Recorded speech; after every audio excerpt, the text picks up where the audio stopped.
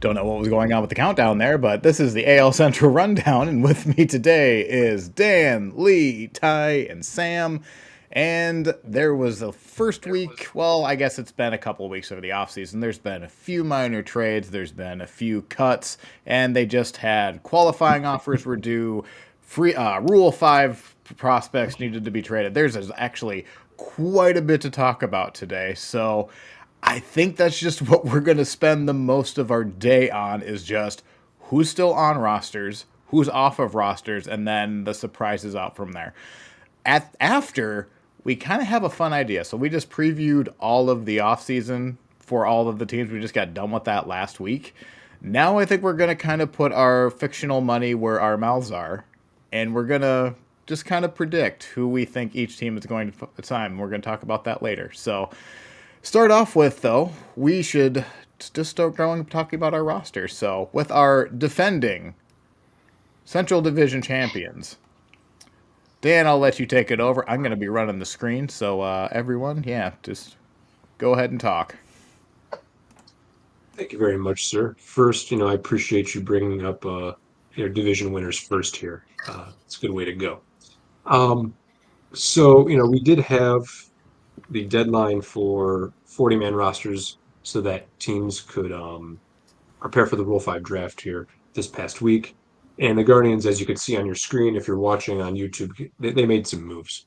Um, and among these, the biggest news here potentially is Nolan Jones being offered arbitration and accepting at $2 million. I think we'll start with the ARB guys, and he's the most prominent here.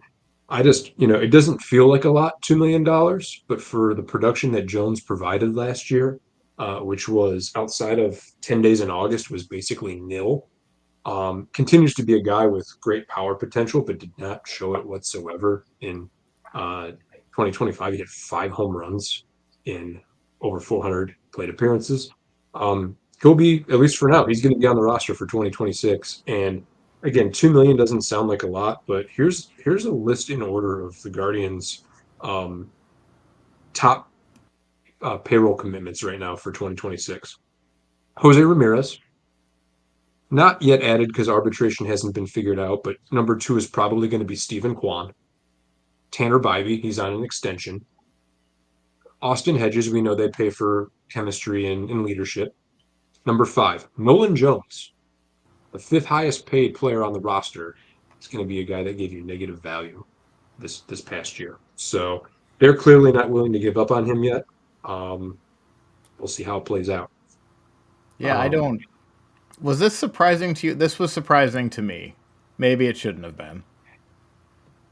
yes and no, and let me explain that. If if Dan was the general manager of the Cleveland Guardians, Nolan Jones would have been non-tendered. For whatever reason, I had this inkling with how much they played him last year that they weren't ready to give up. He played April through the start of September until he got hurt. So I just had it in my bones that they were going to hang on to him, even though I honestly I questioned the decision, really.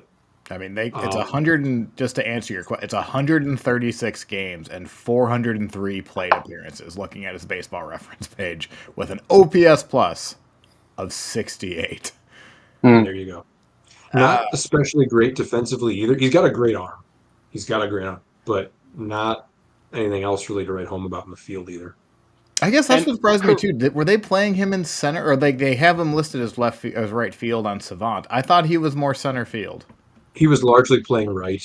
Um, in games where they wanted to give Angel Martinez a rest, he would occasionally play center field, but he was mostly playing right field.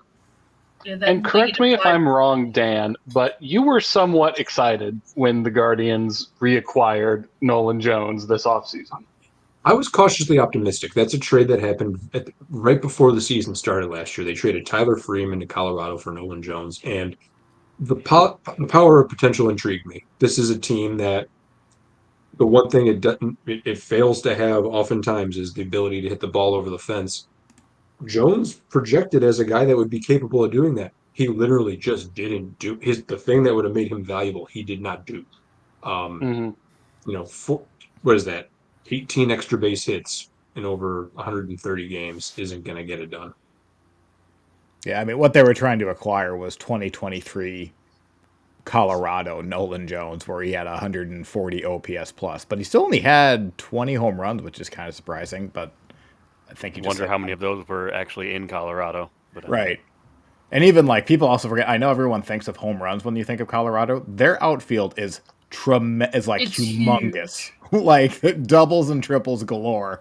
Live in Coors Field too, but yeah, he just hasn't. 1 year wonder is what he's looking like. It's really looking like that for sure, which is a shame. He was a, I think, third round pick of the Guardians in the past, high prospect at one point, traded him to Colorado, brought him back. It's just, it hasn't worked out. Um, Moving off of Jones, we'll go to David Fry. We'll stick with the ARB guys here.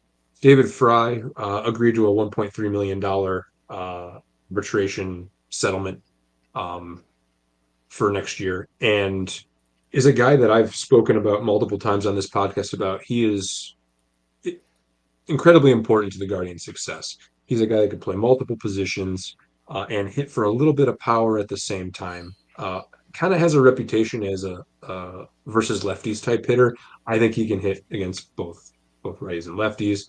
And last year was kind of a lost year because of injury. He was coming back from Tommy John surgery, could only DH.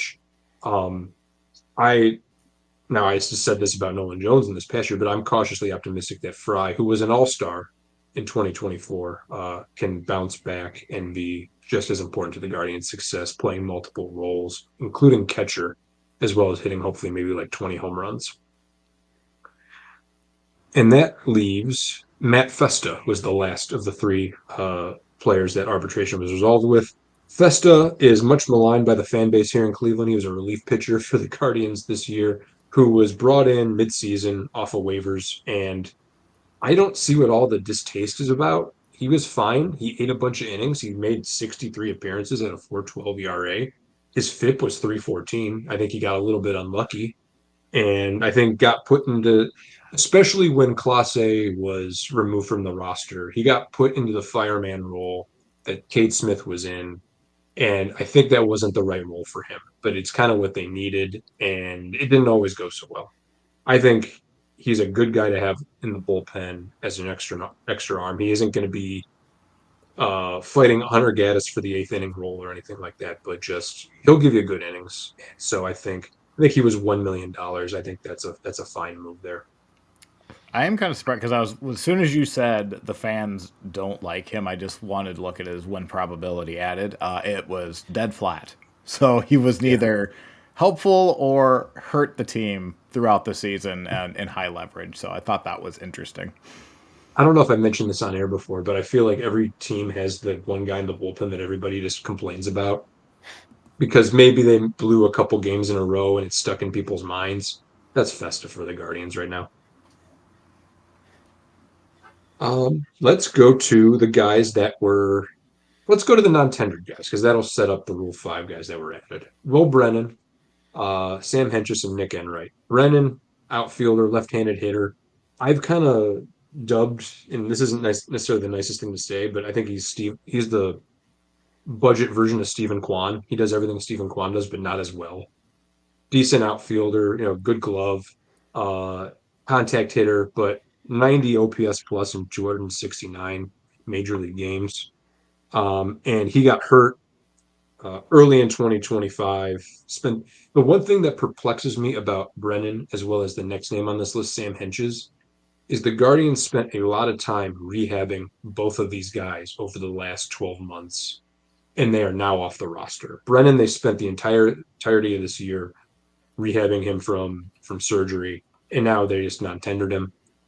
Sam Hentges, who was a really good reliever, left-handed reliever, tall, lanky, great slider, from 2022 to 2024, he had a 293 ERA in those three seasons in 138 innings pitched. It's not like it was 10 innings. And he's been punted off of the roster now. Now he had shoulder surgery in 2024 and then needed to have knee surgery this year. So the only thing I can surmise is much like John Means not picking up his option. These are guys that um, they're not happy with how rehab's going, and maybe things are kind of looking like they'll never recover to former form. Um, Nick Enright was also non-tendered, 31 innings pitched this past year. Really good story. Had come back from cancer at one point to pitch in the major leagues. And like I said, 31 innings pitched, 2.03 ERA. There's another guy that needed Tommy John surgery though, and isn't going to see the field in 2026. But what I take out of this is Brennan's not amazing. He had a 90 OPS plus, like I said, but that's not horrific either. Henches had a sub 3 ERA, and Wright had a sub 3 ERA. They punted three guys off the roster who are not terrible talents. I kind of hope they know what they're doing in this regard, because there's the potential that any of those three could kind of come back to bite them.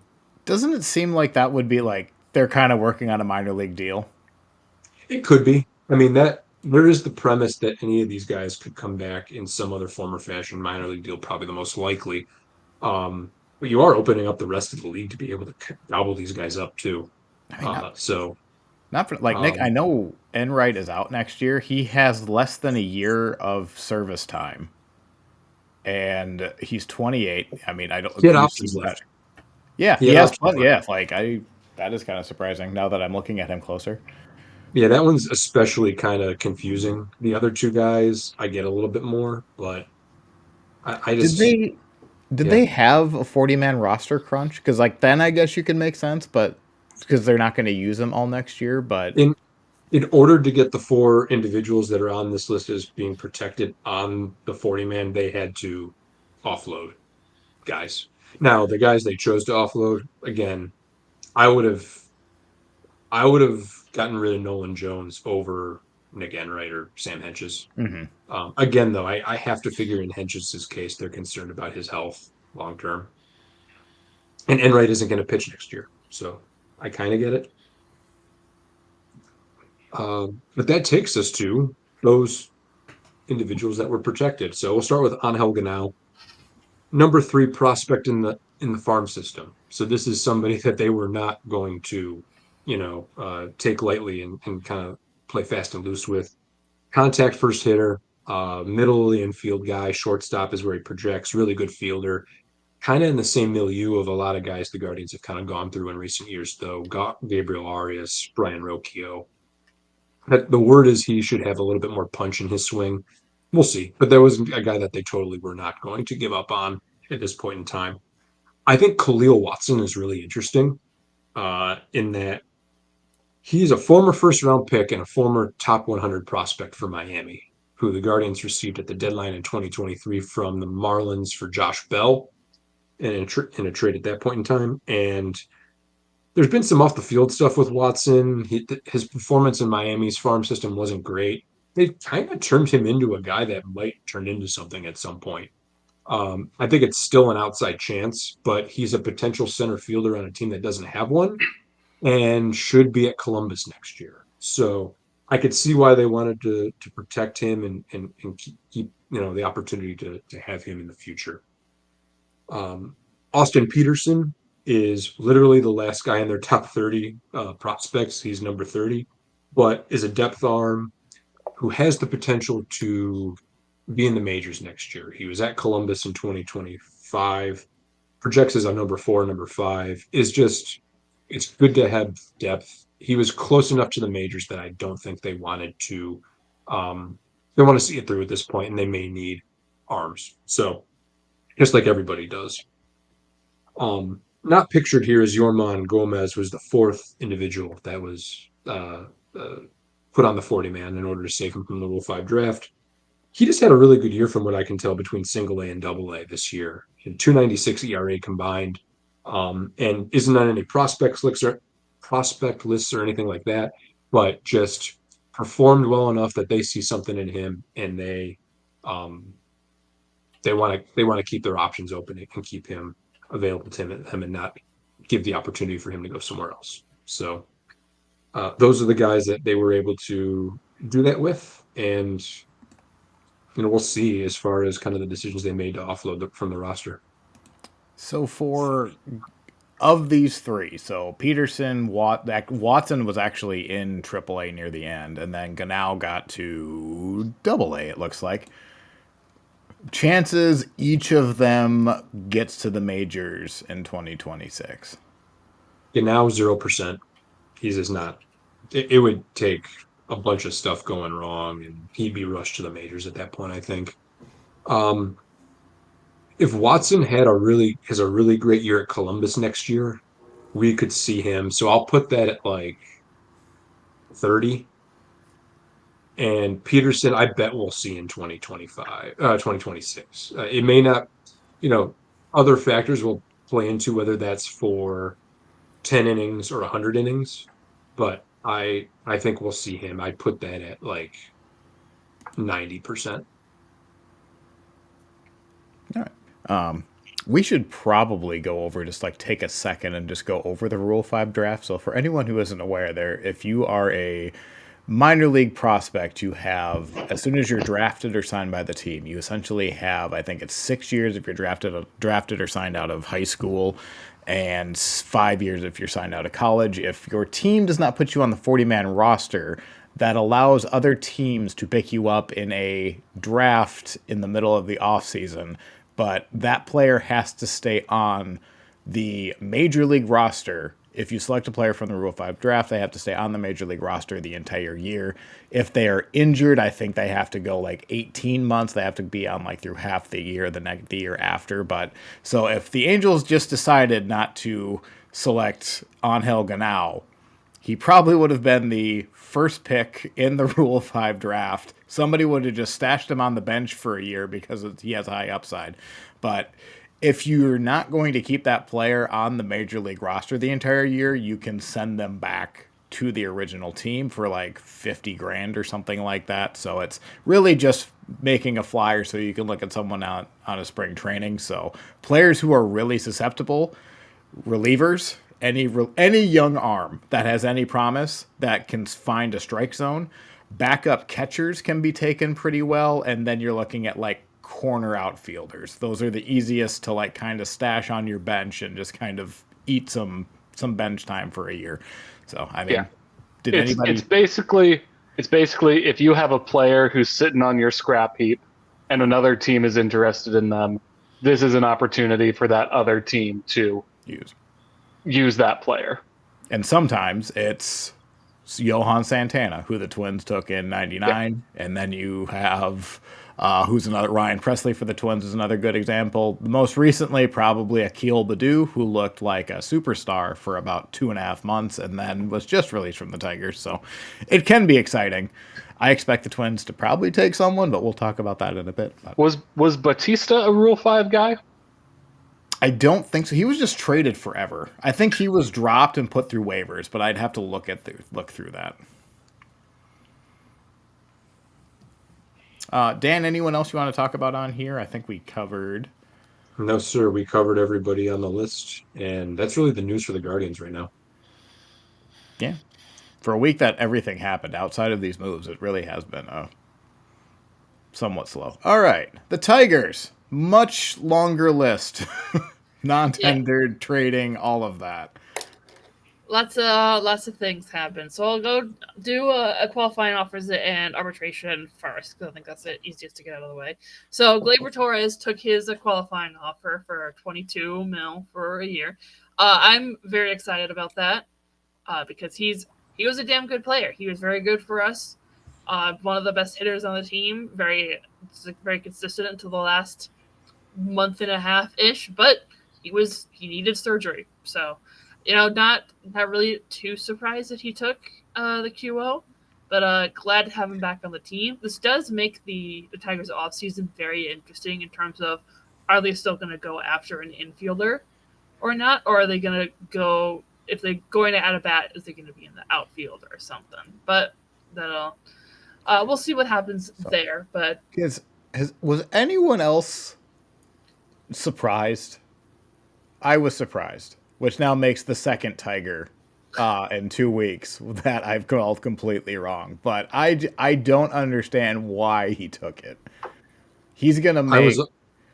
Go ahead. I was also surprised. I think Torres took a prove it deal in Detroit, and then proved it, and then still took a 1-year deal to stay in Detroit, and I have to figure that, we've seen this with a number of guys now taking 1 year deals. I really think that the impending CBA is affecting decision making this year. I Yeah, really do. there were 4 players that took their qualifying offers this offseason, which is more than Yes. any have I say I ever. think that's the in most, basketball. isn't it? Yeah, there was 3 took their QLs like 6 years ago or something, I think. But yeah, it's 4 is a lot. Yeah, I mean, I don't think he was gonna get more than 22 a year. Take the 22 now, and then Right. go after a longer deal. I guess it's like I think the AAV. I think the average value. I think that's fine. Like it's probably a little bit higher than he will get annually, but like Josh Naylor, and Josh Naylor is a good player, especially if he's playing the Central. He got 92 million over 5. I think Glaber would have beaten that. Does anyone else feel like he would have gotten more money than Josh Naylor? I would say the Probably. exact same, almost the exact same. In which I think case, it's similar. I think they're a really interesting comparison to each other. I think the thing is, I think Torres thinks he can do better. how? Because If he does was think that, he was injured and he played badly the last 2 months because he had that hernia, and I think he thinks I'm not. That's if not I'm aimed at healthy, you. yeah. If he thinks that, I think that is a mistake. I think he is getting bad advice. Like I don't know, because like second baseman, you're not going to sign. Second basemen don't get $200 million a year contracts. They just don't. He's 28. He's going to be 29. It's going to be a new CB. I don't know. He turned down nearly $100 million to take one more year of $22 million. I mean, he gets more money. I don't think he would get more money a year.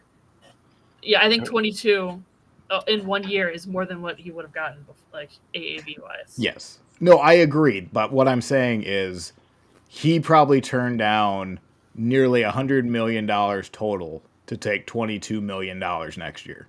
Now he's anticipating getting that and more after, like he's going to get, $100 million after this year, in which case if he does, great. I'll be wrong again for the third Tiger in a row, but I would have rejected. I'm surprised he took it up. I don't know. There also could be other stuff. Like apparently he worked really well with the Tiger staff. He has a great relationship with Javi. Like I mean, Sure. there's always other stuff he probably took. It's easier to just take the 1 year and then get more money later. I don't know. But yeah, I mean, I'm definitely glad he's staying on the team. Like I said, he really helped Javi not swing at everything outside of the strike zone. I mean, he still swings at everything out of the strike zone, but he doesn't swing at everything out of the strike zone. But yeah, I'm glad we'll keep him on the team next year. So when you did your roster, your off-season preview, you speculated that the Tigers would have up to $75 million to spend, and that we all both. I don't even think you believe they would spend $75 million on the payroll, but potentially they could add. Well, they just added Flaherty for 20, yeah. And then you just took up another 22 with Glaber.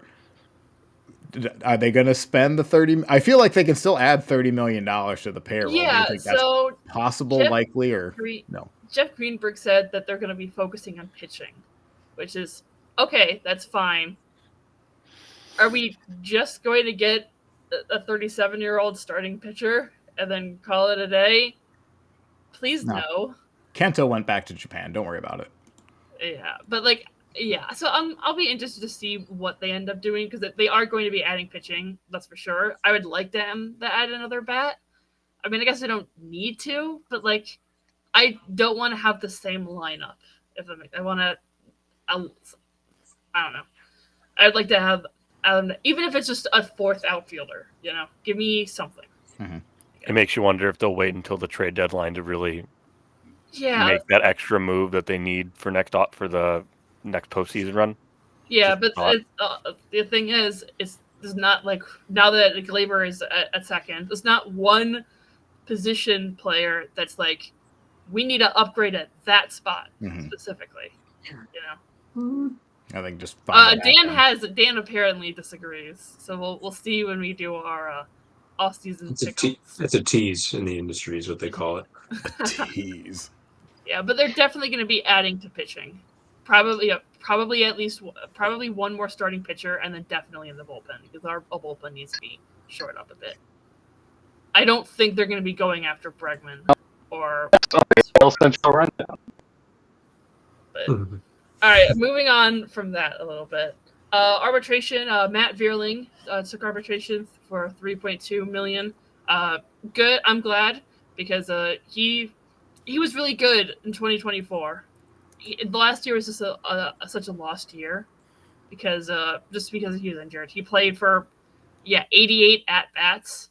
He was not good, but I'm hoping So glad we're gonna keep him for another year, kind of see what he is, I guess. Or I think he's also a good trade candidate as well.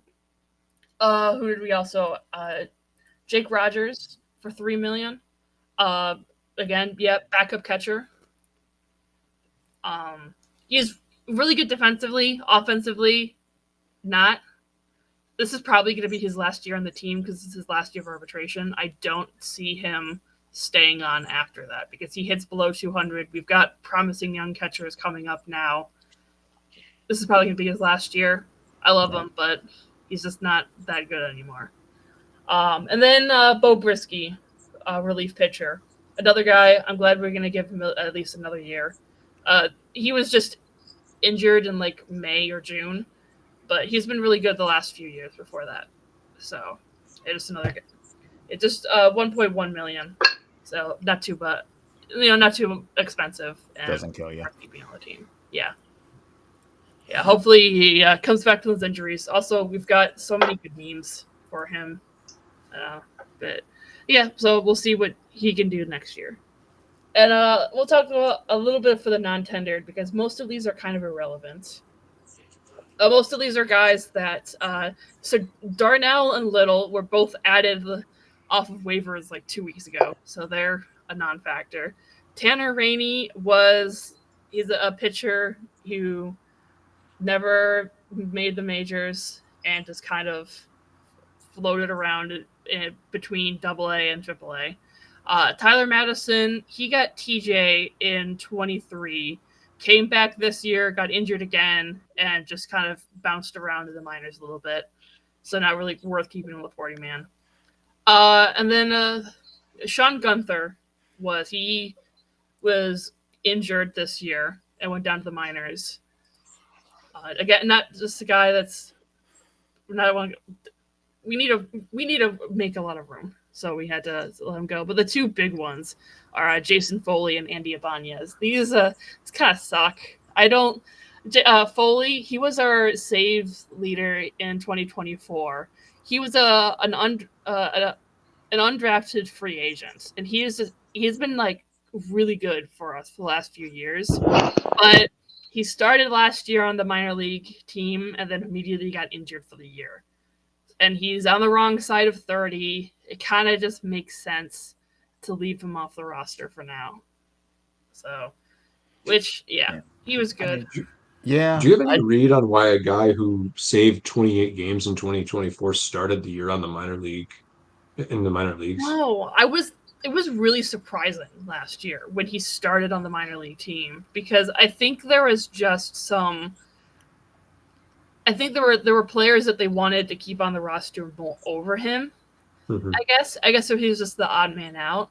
But then he was only on it. He only lasted, and he got like 2 weeks later he got injured, so it didn't really make much of a difference. But we never really got like there was never like a huge reason why he was left off the major league team. It was just kind of that's really surprising.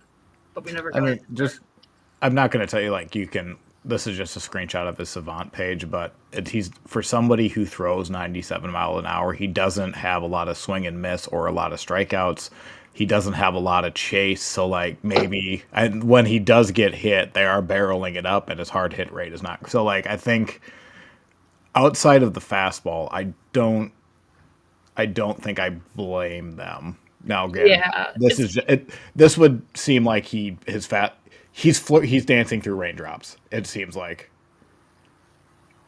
Yeah, that's a fair assessment. I mean, he threw gas, but that was kind of it, and he would get hit.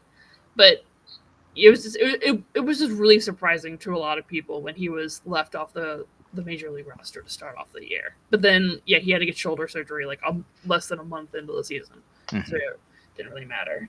But And then the last guy I'll talk about. This one really sucks. Andy Ibanez, postseason hero in 2024. He's from what we think, it sounds like Hao-Yu Lee is probably going to be kind of taking over his role as a lefty infielder who hits against lefties, basically. But there was just this year he just wasn't really that good. Is basically it. He went down to the minors for a few months, didn't see a lot of playing time. And I kind of talked about in the offseason preview. I mean, he's a 32-year-old utility guy who only hits lefties. Like this, when it's a sign of a good team when like this is the last guy off. This is one of the first guys off your roster, right? Mm-hmm. There's just not a lot of room for him right now. He's a good piece on like a lot of other teams, but for where we're at and trying to be competitive, there's just not enough room. So, yeah. It kind of stinks. And then added a lot of Rule 5 guys. So these are the most important, I guess. They were on the Ronso. We traded for him with the Dodgers in 2024.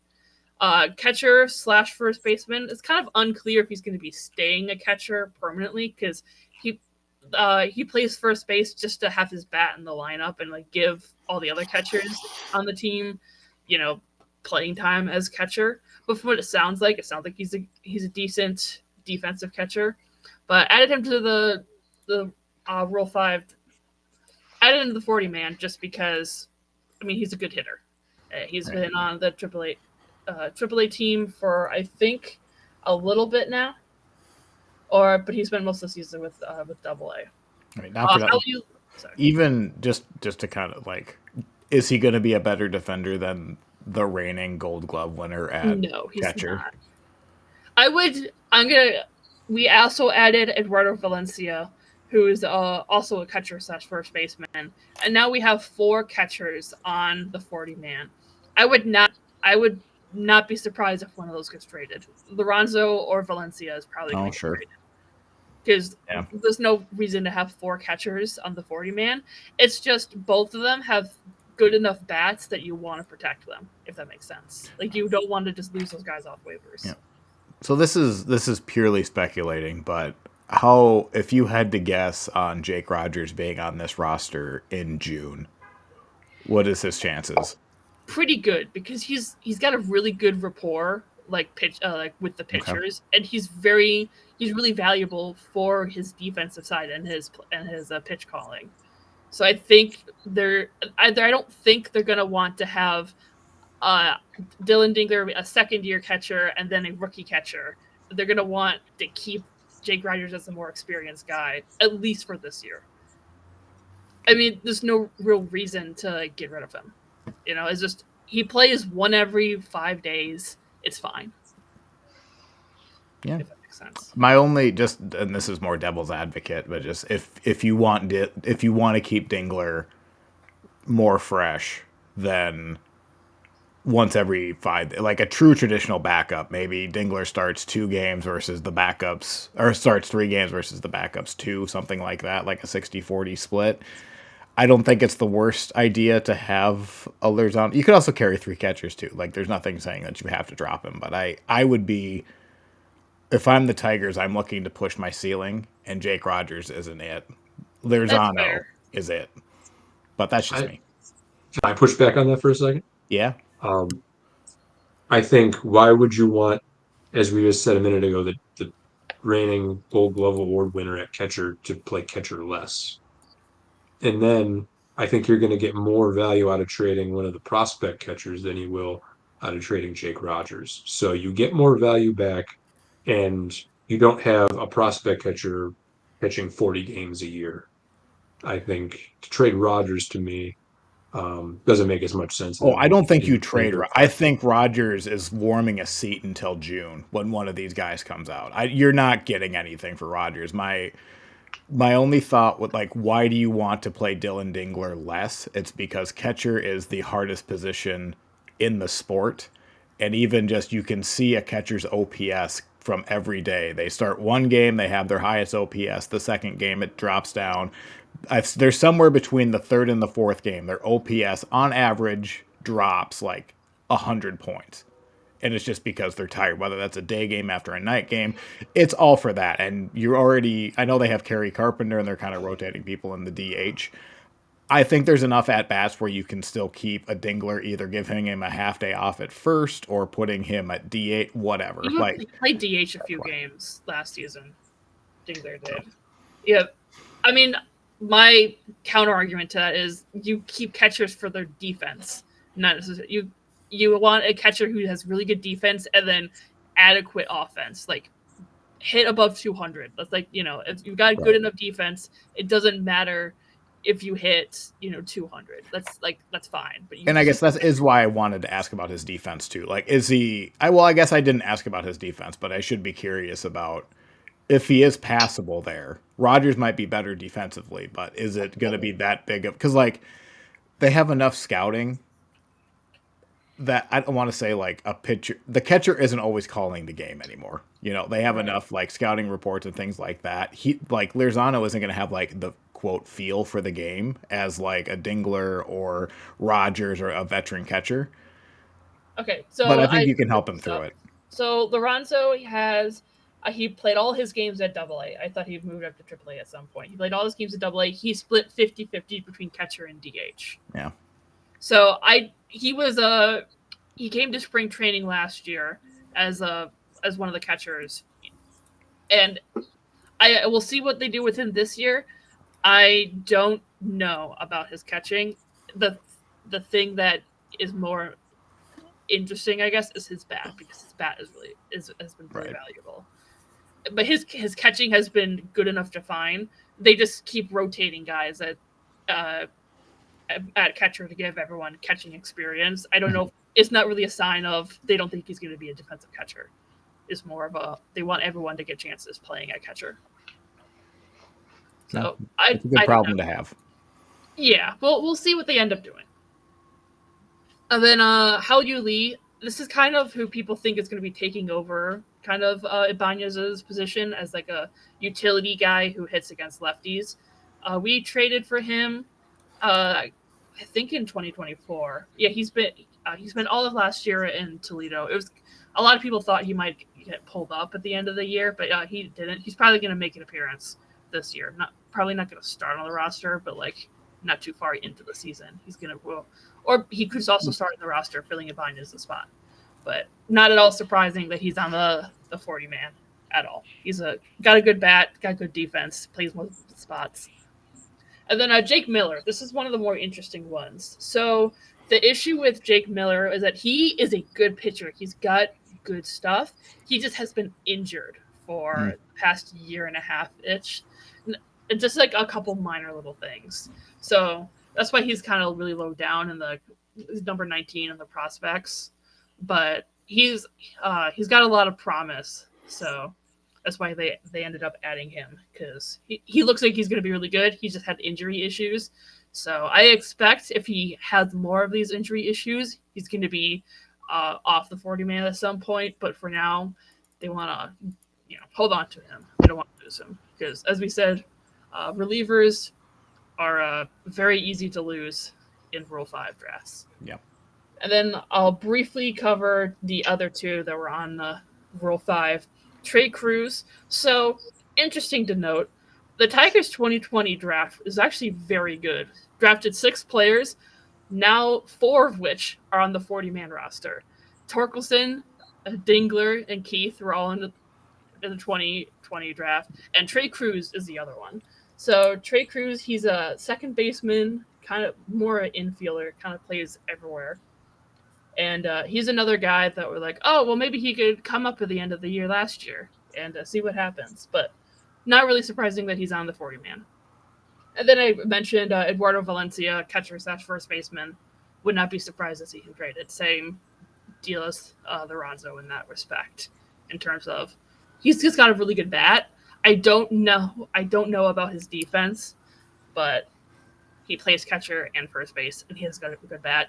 You don't want to lose that guy to Rule 5. You want to see. I think they're probably going to end up trading one of these guys. That's where I really think. Interesting. Same question that I asked Dan. Of those 5, we showed 3.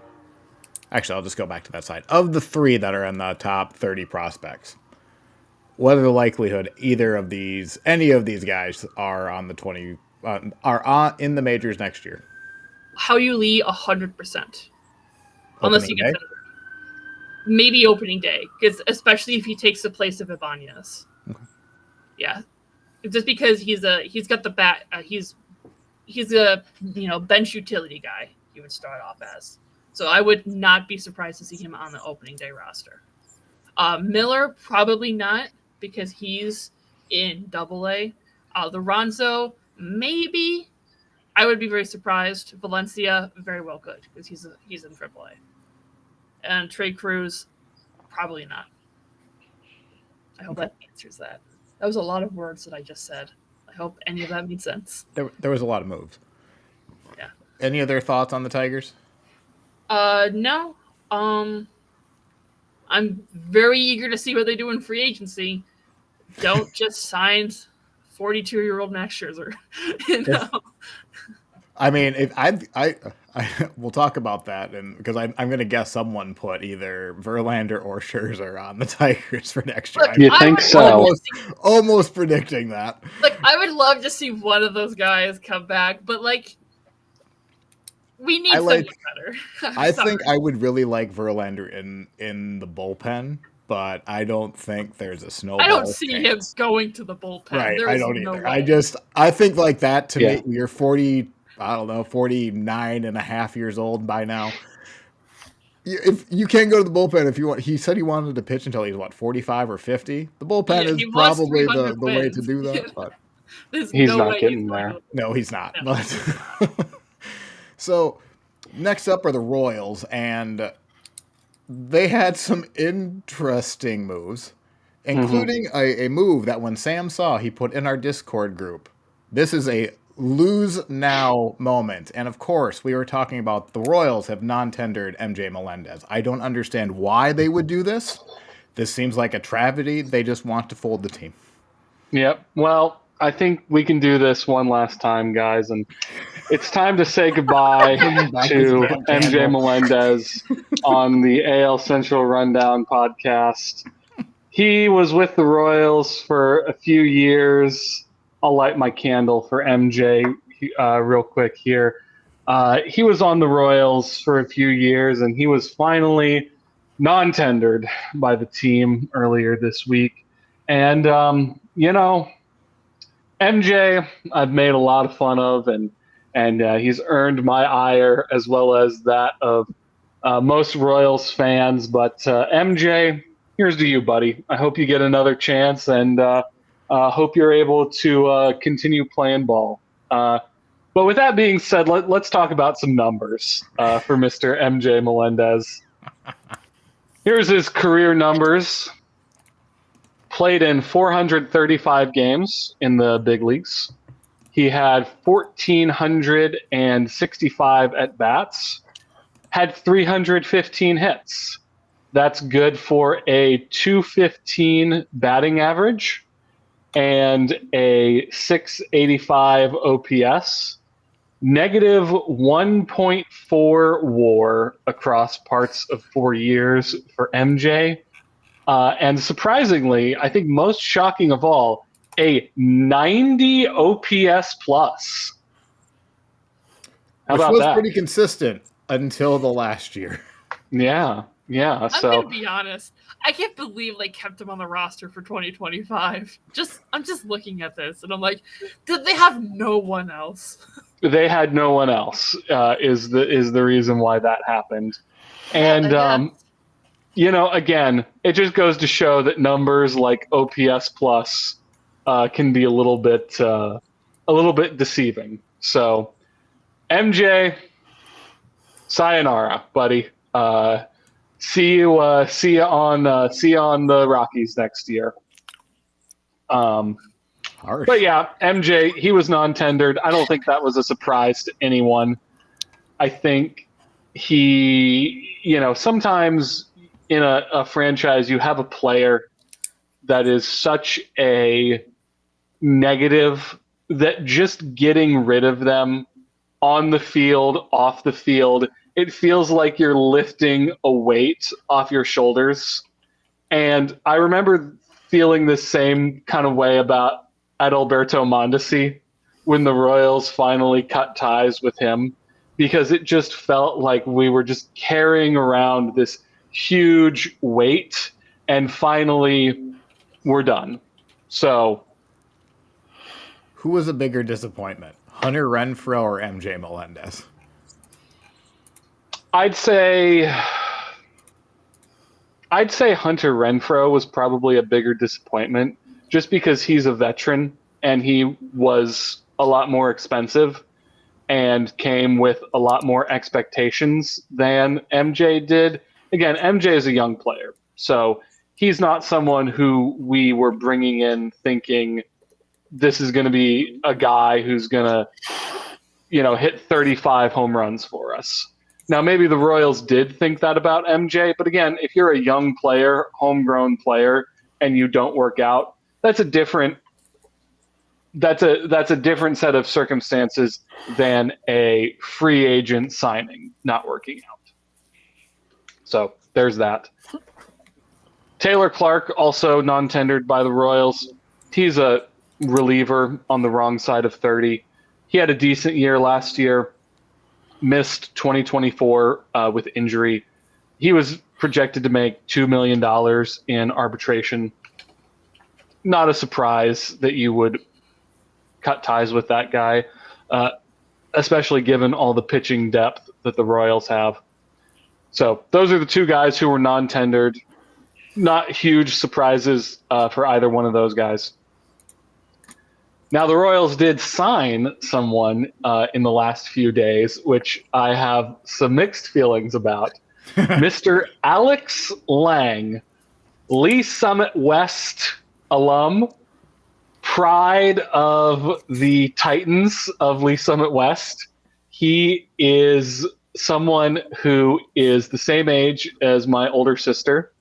My older sister, Greta, sort of was in the same friend group as him in high school, and someone that I have met personally on several occasions. I haven't spoken to him in probably, 15 years. He wouldn't know who I am, but he is a local guy. Signed him for $1 million, $900,000 base salary with some incentives on the end of it. No real problem giving a local guy a shot. So another professional athlete who I have a connection to in Kansas City. So how about that, guys? Can It's the I second one, right? speak a little bit to Alex Lang, seeing as he Sure. was Tigers? Yeah, so he got injured at the end of, I think, 2023, or missed all of 2024, and missed most of this year, except he came up for one inning. In this inning, he loads the bases with 2 hits and a walk, gets a strikeout and a flyout to end the inning, and that is the Alex Lang experience. The man has no ball control. But that explains a whip of 3 then. This one game. Yeah. When he's got good stuff, he just has no control over it. So his walk rate is something. And not Yep. Who was the Tigers pit? Was it Brisky that they cut? Who did the Tigers cut? They cut this. Yeah, whatever my argument Sean was Gunther? for, Or I can Foley? kind of, or it was Foley, I think. Yeah. The argument I had for he doesn't swing and miss, he's basically a fastball that doesn't swing or miss. Alex Lane has a pretty good chase and whiff rate. Now, again, you can't just look at the Baseball Savant, front page. Look at 2020. Look at 2024, because this is 2025 right now. You're looking at, and that's like 12 pitches of data. Well, that's a fair point too. Yeah. But yeah, he's got good stuff. It's just no control. It's all over the place. Well, I missed the turtleneck. Embrace the turtleneck. You can see that was his thing. But there you go. Pride of the Raintree Lake subdivision, Alex Lang, is now pitching for the Kansas City Royals. So there you go. I feel like you just have a list of all of these There's a names. lot of local guys on this team. That's what I'm saying. We'll get Kansas into City. another one. We'll get into another one in a minute here. But I can't remember at any point in my life where there have been as many local players on the Royals as there are right now. But let's move on to the more upsetting topic. Upsetting might be the wrong word, but this is a little bit more of a discussion. Yes. So, Jonathan India was traded for last offseason for Brady Singer. Wasn't great, to say the least, in 2025 for the Royals. They kept him in the leadoff spot for too long and couldn't admit defeat. And the theme of not being able to admit defeat will continue as the Royals have given him a 1-year, $8 million contract to avoid arbitration. I can't believe you gave this man $8 million. He was expected projections to make about $7.5 to $9 million. So it's definitely an overpay. And it's definitely a deal that if Sam were the GM of the Royals, I would not have made. Here's a couple things. One, non-tendering someone is a real kind of definitive nail in the coffin statement on someone's career. When someone gets non-tendered, a lot of times that's that. And if you were to non-tender Jonathan India, you'd be putting him on the same level as MJ Melendez. And I think Jonathan India better than MJ Melendez. Call me nuts, but that's my opinion. The other thing is, and the other thing is, maybe it's pride, maybe it's ego, maybe it's we don't want to admit that we lost this trade. But the other thing is, it's 1 year. And if it doesn't work out, it doesn't work out. But it's 1 year, and the contract year is undefeated in our society. Because either you perform or you don't. Right. It's a zero-sum game, the contract year. So with all that being said, I'm not apoplectic that this happened. I wouldn't have done it personally, but I can see why you do this. And you can sort of see that Jonathan India is someone who's a very easy bounce back candidate, as he was a rookie of the year. He's shown that he's a decent major league player on some occasion. He's a guy who's a candidate to bounce back. And if he doesn't, well, then he's gone. So I think this was by far his worst season of his career. It's not ridiculous to think he'll come up. Yeah, and I think that, again, he's been up and down in his career, and hopefully he can be up in 2026. And if Jonathan India is on this team in September of 2026, it's a success, because that means he played well enough to be on the team in September. Or he gets traded at he gets traded at the deadline for a bag of balls. See, I don't even think it's like, to me, I think they're still going to try to trade him for like reliever or some very low wattage. They could absolutely. There's a lot of things. There's a lot of possibilities. And Jonathan India playing 140 games for the Royals in 2026 is not the number one possibility. Right. So I guess, I mean, you did say last week that the Royals need a second baseman. At least this sets a floor. You're not going to get worse than a Jonathan India, So now you can go out and get maybe a better, maybe India's better as just like a backup utility guy, but then you look at his outs above average and his arm strength. That certainly isn't spectacular either. Yeah. But I don't that's know. That's for a second baseman. Right. And I You know, don't know. I would have cut him also. I would have Mhm. used that $8 million and signed a reliever or two, or I would have spent that $8 million as part of getting a bigger bat, but Yeah. And who knows? Who knows what's going to happen? And guys, here's I got some confidence in Jonathan India. And the reason is he recently posted on Instagram that he cut his hair. Work for Samson. So he will either play like a hockey player who shaved his beard, or he will play like a woman who just got dumped. So I'm gonna be honest. I don't know which side of the scale those two things are. So you're gonna have to explain these analogies to me. Well, the long as he hockey doesn't player's the good one. Okay. The woman who just got dumped and got a haircut is the bad one. But what if he plays like a woman who just shaved her beard? Then what? I think that Jonathan India, whatever, if he is able to produce any type of positive result for the Royals in 2026, that is a win. What OPS does he need to have next year for it to be a success? Or we'll say OPS plus. It was this year, his OPS plus was 89. Yep. I have his baseball reference. So it was 100. Dead flat even. Which his career, he 105. is a career 101 OPS, which he's actually been pretty consistent. 116, 94, 98, 105, 89 last year. Yeah. If he can put up his career average stats in 2026, a solid offensive player, improve his defensive play, then that's fine.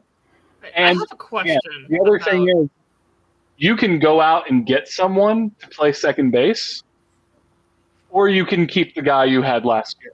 Yeah. And, the devil is better than the devil you don't. Yeah, that's fair. So, I have a question about, why does he have no stolen bases this year? Is that like a staff strategy thing, or like what was up with that? Because the Royals were really uncharacteristically bad on the bases this season. And if you look at like Michael Garcia and Bobby Witt Jr. and all of the Royals players' base running numbers, 2024 versus 2025, they were really bad in 2025. Gotcha. Okay. So that is a team-wide issue that needs to be solved in 2026 for the Royals, because historically the Royals have, been a good base running team, but in 2025 they were not. Yeah, I was curious because I looked at his Savant and like his sprint speed did go down, so I was like, did he lose speed? No, okay. I was wondering if it was like a team thing. And the Royals kind of put on the brakes as the year went on because they realized how badly things were going. Looking at it, his career stolen base percentage is 65%, which is about 10% lower than you'd like it to be. Yeah, so they might have also told him stop. Yeah. And he's never been a speedster either. Yeah, he's a slightly above average runner. Not to like compare him to a Twins player, but he is. If Austin Martin has the career Jonathan India has, I think he'll be all right with that. And I'm not saying that because they look the same. Also. So the dollar amount I'm not super happy with, but it is what it is, and hopefully he can bounce back. But James MacArthur also avoided ARB with him. Interesting pickup here. This was a cheap deal. This was only, I think, about like around $800,000 for him. Missed all of last year with injury. 2024, he was sort of the quasi closer at the beginning of the year. Started out well and ended up really running out of steam and getting injured. So just a real cheap deal. He'll probably be in the minors for most of the year. I think the Royals see something in him. I think he could potentially be a good pitcher in MLB. He's 6'7", so those type of guys seem to always get second chances. So I don't have a ton to say about him, but yeah. And then the Royals decided to protect just two guys. Not a lot of movement by the Royals, especially compared to other teams in this division. Ben Kuderna, another local player, and Steven Zobak. Both of these guys are pitchers, number 7 and number 11 prospects, respectively. Both are good pitchers, seemingly, who are on the sort of upswing this year. We'll see what happens. Kuderna had a bad cup of coffee in AAA, but his numbers in 2025 weren't great. Zobak's also weren't great, but numbers aren't everything in the minor leagues. I think these are two guys that the Royals believe in, and especially with, again, Kuderna being another local guy from Overland Park, Kansas. You're going to protect a guy like that from the Rule 5 draft. And the Royals aren't under a huge roster crunch, especially if they end up trading a couple guys. So, which these are the exact type of players that get selected in the Rule 5. Like, if you don't protect them, likely one of them is going to, especially like Zobak, 25 years old, decent, projected to have a decent slider and a decent fastball. That's a reliever all day long. Mm-hmm. The Miami Marlins would pick him up and just put him in the back of the bullpen for a year. Yeah. So those two guys protected. Two guys not protected by the Royals, Frank Mazzucato and Gavin Cross. They were both first-round picks in 2021 and 2022, respectively. So those could be two names selected in the Rule 5 draft. Those are guys who have been bouncing around for a little while, who haven't really put it together in the minors. So those are the moves by the Royals. Again, not a ton of action in these first couple weeks of the hot stove. Really, it's more about getting rid of some guys who needed to be gotten rid of, holding on, bringing in / holding on to some local guys, and just kind of a couple small moves. So not much. All right, well, going from the team that moved very little to the team that moved... There's so many names on here. I'm sorry, everyone. They didn't even non-tender Deshaun Kersey. They designated him for assignment. He has another year option. He was on the roster most of the year last year, but he only got like 70-something plate appearances and I think he racked up over 100 games of service time. So he was literally just riding the pine the entire time. Hit horribly, was a decent runner, pretty good outfielder. Probably going to pass through waivers. If he doesn't, I don't think it's the biggest loss if the Twins do lose him. The right side, the added to, was a much longer list. So we're just going to kind of go down here. I didn't do these for the other teams, but just because I knew them. The Twins offered arbitration to Trevor Larnach, Royce Lewis, Bailey Ober, and Joe Ryan. They did not settle. They're going to arbitration. The surprise is Larnach. We'll talk about him in a bit, but let's just go in. They did the first trade of the offseason for the Twins, and they got a former number 5 overall pick a decade ago, Alex Jackson, who is, what does that say his career batting average is? 153 in 6 seasons. Yikes. Really That good defense. 122 in 2024 in 139 at bats. Yeah. That's not good. It's not. He is on this team because he plays good defense. He is just a journeyman. Again, former top 6 picks, I guess, by the Mariners over a decade ago. I mean, he hits. He has like a career 500 slugging percentage in AAA. It's not that impressive when you're in the majors, when you're hitting, what's your career slugging percentage? 288. He's a backup. But even for backup standards, that's a really low offensive output. And we're talking sub Austin Hedges level offense. And Austin Hedges, great dude, wonderful catcher. If you're hitting below Austin Hedges, who is already borderline unplayable at the plate and is there strictly for it, you better be fantastic as a catcher. Jackson is a good catcher. Good pop time. Caught by good framing. He's a backup catcher. It's fine. 1.8 million. They set a floor. They did trade Peyton Eels, who was a little bit of like a prospect cult hero in Minnesota because he is like listed at 5'5". And it doesn't sound like he is. It sounds like they're stretching that 5'5", but he's like a singles and doubles hitter at best. He gets on base a lot. Intriguing because he's short, but unless he's going to be the second coming of Jose Altuve, probably didn't miss much. But the Orioles picked him up. Alex Jackson, everyone, the Twins back up next year. It's fine. The other trade, they traded a single A relief pitcher for Eric Orsi, run-of-the-mill, like replacement level reliever, seems like. For a reliever, has probably a below-average fastball for a reliever.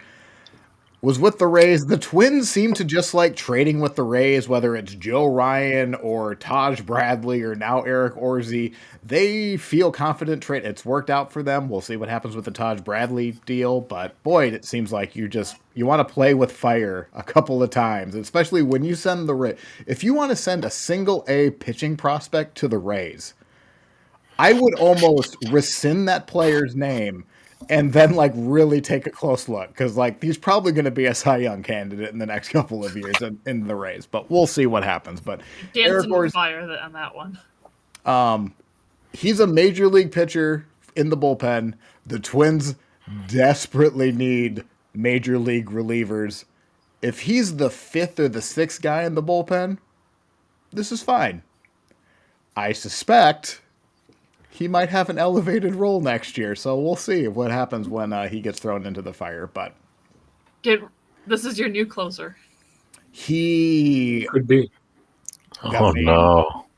I don't think he has to beat out because he doesn't have a lot of competition. Cole Sands is his competition, Cody Thunderberg, and then another person that they offered arbitration to, Justin Topa, who was interesting because he had $2 million he had a contract, he had an option for $2 million. The Twins turned that down. His projected arbitration was around like 1.8 million. They signed him for 1.2. Which is pretty, like for a 34-year-old reliever, 2 million, like 1.2 million is nothing. I'd be curious what cost him the $800,000. Maybe he just really likes Minnesota, or he wasn't going to get bunk on the free agent market. So he just took a year in Minnesota because he probably knew he's going to get setup or closing duties for a year. Not a bad move by him, but it does seem odd to go from a projected option of $2 million, and let's be honest, $2 million for a major league player is nothing. And you settle That's for the going rate. 8,000 left. What's that, Sam? I said that's the going rate for just a guy. Yeah, major league caliber reliever is $2 million. Bottom of the barrel, and you get 1 point. Whatever. I mean, I guess that could be good negotiating with the Twins. Who knows? Not much to say about him. Royce Lewis, I mean, we've talked about him a lot. He really needs to bounce back. They really did dig into there's a new hitting coach they actually took from the Tigers, who had a lot of luck with the Riley Greens, the Spencer Torkelsons, like those young hitters. If he can turn Royce Lewis into what he was 2 years ago, I will sign up Bordeaux for the next decade in Minnesota. But they offered him arbitration. He's going to make like $3 million. That's not a big deal. Joe Ryan was never in doubt. They were going to offer him arbitration. He'll make $5 million. Bailey Ober had a terrible year. He's going to get probably $4 or $5 million in his last year, even though he had an absolutely horrendous year. The name I didn't put him on here. That's surprising. The name to me that was surprising is Trevor Larnach, who is a former first round pick and has just really settled into mediocrity. He's this like 6'4", 230-pound, sometimes double hitter who plays a crappy left field. He's not fast, doesn't have a great arm, has a 101 OPS plus for his career. He's serviceable. He's going to make $4.5 million. I'm going to assume they're going to trade him. That would have been one of the players I would have just dropped or traded for nothing at this deadline, but maybe they just didn't get that much offer. But would anyone, just my own curiosity, would anyone here have any interest in Trevor Larnach? Yes. Why? I'm genuinely curious. Have you seen the Guardians outfield? But they play defense. He does not play it well. Can he DH? He played a lot of DH. He also, what kind of tore his too. numbers down to, is they stopped platooning him this year. Like, for the most part, they still platooned him more. They platooned him less than I would have preferred. So, like, that did drag down his numbers. But it just, I don't know. Like, either he's 28 years old. He has another year or two of arbitration. So, like, it's not the worst thing in the world. It's not like the Twins are going to spend a lot of money anyway. And it's not like that $4 million would have went to another player. But I think I would have just preferred to see him off the roster because most of the guys that they're coming up are left-handed corner outfielders, which the Twins have had an ample amount of for the last decade. But I would not be interested in Trevor Larnach. Really, Neither would It's I. interesting. I'm okay. I think he's in the same range as Jonathan India. I think they're very different position, different type of player, but like career-wise, average production. And maybe you were hoping for more, but I don't think that's necessarily a reason to offload them off your roster. I think you could stick him in right field in Cleveland. He'd be an average hitter, and you could kind of hide him if you stick two other outfielders out there that are rangy. Like it would be okay. right? He's not my first pick, but I don't hate it. If he can be, I think he's the strong side of a balloon because he bats left-handed. But if he's your fourth or fifth outfielder, you might have a good team. But he might be the Twins' opening day left fielder if he's still on the roster, and that's concerning. And the Royals have one Jonathan India. We don't need another one. Are you sure? Yeah. True. And the other thing, though, is the Royals need, because Jack Caglianone's a lefty, Kyle Isbell's a lefty. So the Royals, if they want a platoon, like fourth outfielder guy, it needs to be a righty. He would not be a upgrade anywhere for the Tigers. We already have enough outfielders who are fairly decent. Yeah. Ty, any interest in Chicago? He might be an upgrade, but we are at where we're at. That's all I gotta say. So you'll politely decline. How nice of you. All right. So then the Rule 5 guys that they protected. I have most of them pictured, but they have Kendry Rojas, Prelip, Andrew Morris. Joe Klein was probably the bigger surprise. He's kind of like he's a 25-year-old double-A reliever who had a really good year. Like he was kind of like that year where they added some velocity to him. He just had a good year going. I think it was even from double-A to triple-A, so I apologize. He's 26 years old, so if you don't put him on here now after he had just a seemingly breakout season, someone's probably just going to take him. Would he make it through spring training on a major league roster? Probably not, but they clearly think Joe Klein is something.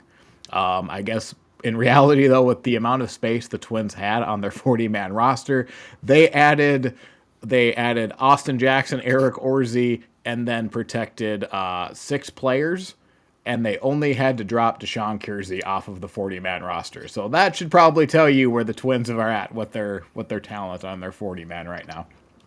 But of those players, Kendry Rojas was traded for this past trade deadline. He was part of I believe he was the Louis Varland and Ty France Vargas for Vargas and the outfield Alan Roden.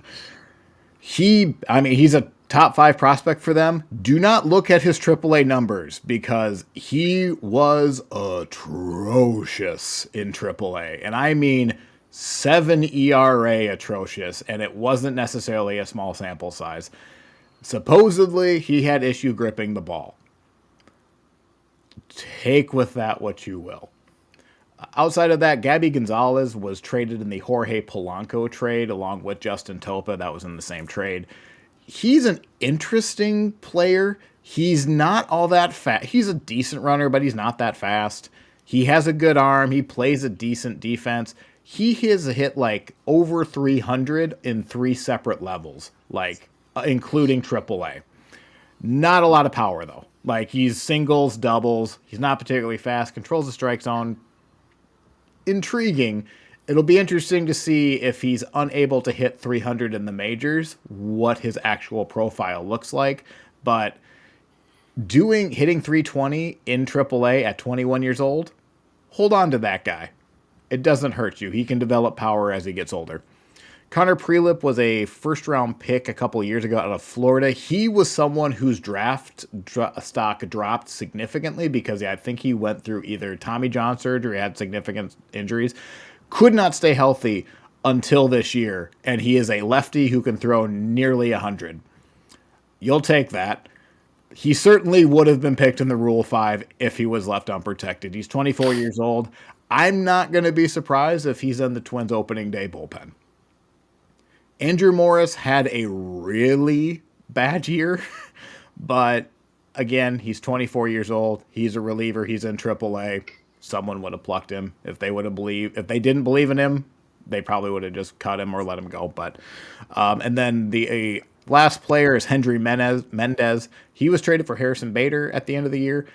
Pretty similar to Gabby Gonzalez. Not a lot of power, decent hitting, but he does have more speed and defense. More of a flyer, 22 years old. He's in AA. Would he have been picked up? Probably not. I don't know. It seemed like a stretch to bring someone who's 22 into the majors from AA, but the Tigers did it with Akil Baddoo, and Akil was coming off of the COVID where nobody saw him, and he was even younger and played in high A. So maybe the Twins are still scared from the Tigers taking Akil Baddoo, 5 years ago? And that's the Twins. So, whole lot of names. Not a lot of impressive names, though, I don't think. Lots of names, not a lot of impact. Yep. And a bunch of people that will be on the major league roster next year, huh? Probably. You're gonna see 50 different pitchers on that team during the course of the season. I don't think you're wrong. I'm going to guess Rojas will be in the majors next year. Gonzalez over 50%. Prelip 100%. I think he will probably make the opening day roster. Andrew Morris, if he's not in the majors next year, you'll never hear of him again. And then Mendez, probably not. Unless they have significant injury issues or Mendez just becomes a monster in AA to AAA. Probably not going to make the majors. All right, that's the Twins. The final team. And we've done very good. We're normally a chatty bunch. We're going to keep all 5, and we're like 20-something players, and we're going to be an hour. Pressure's on, Ty. Next up, the White Sox. So, non-tendered. Elected free agency. Michael Tauchman hurt for about a quarter of the year. When he was on the team, he played good ball, in my opinion. I made a comment on Reddit within the last week about what had happened, and people don't agree with where I'm at. I would have liked to have him back, but just ends up being what it is. We'll talk about kind of what his replacements look like. Tim Elko, what we talked about this a little bit with the offseason or the season review. He was up for, want to say, around 30 to 60 games. Did not do really well in the MLB, but he was hitting he had a 1 OPS in AAA. And then Cam Boozer, run of the line reliever. We're going to be talking a lot about relievers that are just either replacement level or below. That we have a system here with the Sox currently where you're going to try to bring somebody in, get them to their ceiling, and get them out. So we're going to talk about that just a little bit more as we go through the players that we're looking at over the course of the next couple minutes. So those are non-tendered. We want to move into players that we have here. So first up, we have Eric. You wanna go for it? There we go. So we got Everson. As you'll see, missed a full 2024 season. Honestly, not too sure what the goal is, other than hey, he plays outfield, and we don't have Talkman, so we'll see what happens. Him and another player, we look to see to have some sort of competition going on. So not a whole lot to talk about here. Former top 100 prospect or borderline top 100 prospect with the Yankees, like not too long ago. So you can kind of see why they're still interested. What can we do? Correct. Moving into Chris Murphy, we have a pitcher. I think this looks again at what kind of ceiling does this kid have, and can we reach it? Going age 27 season, you can see in 25 he had that 3.12 ERA in 23 games. Going to help with relief. So I think that definitely at least worth trying, and I think as all of these trades are going to look like. He throws so many pitch. I know, like most of those are fastballs. Like there's a sinker, there's a slide. Like that is so many pitches for him to throw. Anytime pitchers have more than like 5, I'm like, do you really have that many pitches? Right. Are we sure? It could also be a savant, like miscategorizing them sometimes too. But it could just be him trying out what sticks. Could a giant experiment. And it seems to be what we're doing over here right now. So that's Chris Murphy. Next up, we have Derek Hill. This is part of that outfield experiment. So it's going to be Derek Hill and Everson as competing for what would probably be our right field spot if we don't get someone in free agency, which we won't. Derek Hill has some upside as well. Obviously a little older at 29 age season. He's got a 99th percentile sprint speed. His defense is very good. He was a Tigers prospect. It was always his defense. His bat was just never there, but his defense is still incredible. Yeah. So to me, a lot of these moves are just bring these kids in and see what we can reach, what kind of ceiling we can reach with them, and not a really whole lot going on. I do believe we do have the Tanner McDougal being protected in the Rule 5, number 7 prospect. So he's raised from triple A or from high A in 2024 all the way to double A. So, or he went from single A to double A over the course of the last 2 years. You're seeing a 3 ERA ish. So he's doing really well. I can see why they kept him around. Pitching is one of our strong suits at this point in terms of what we have coming up through the prospect pipeline. So we'll see how he turns out. Chances of him making it, but they protected two big. What was it? Dougal McDivitt, is that his name? Duncan David. Yeah.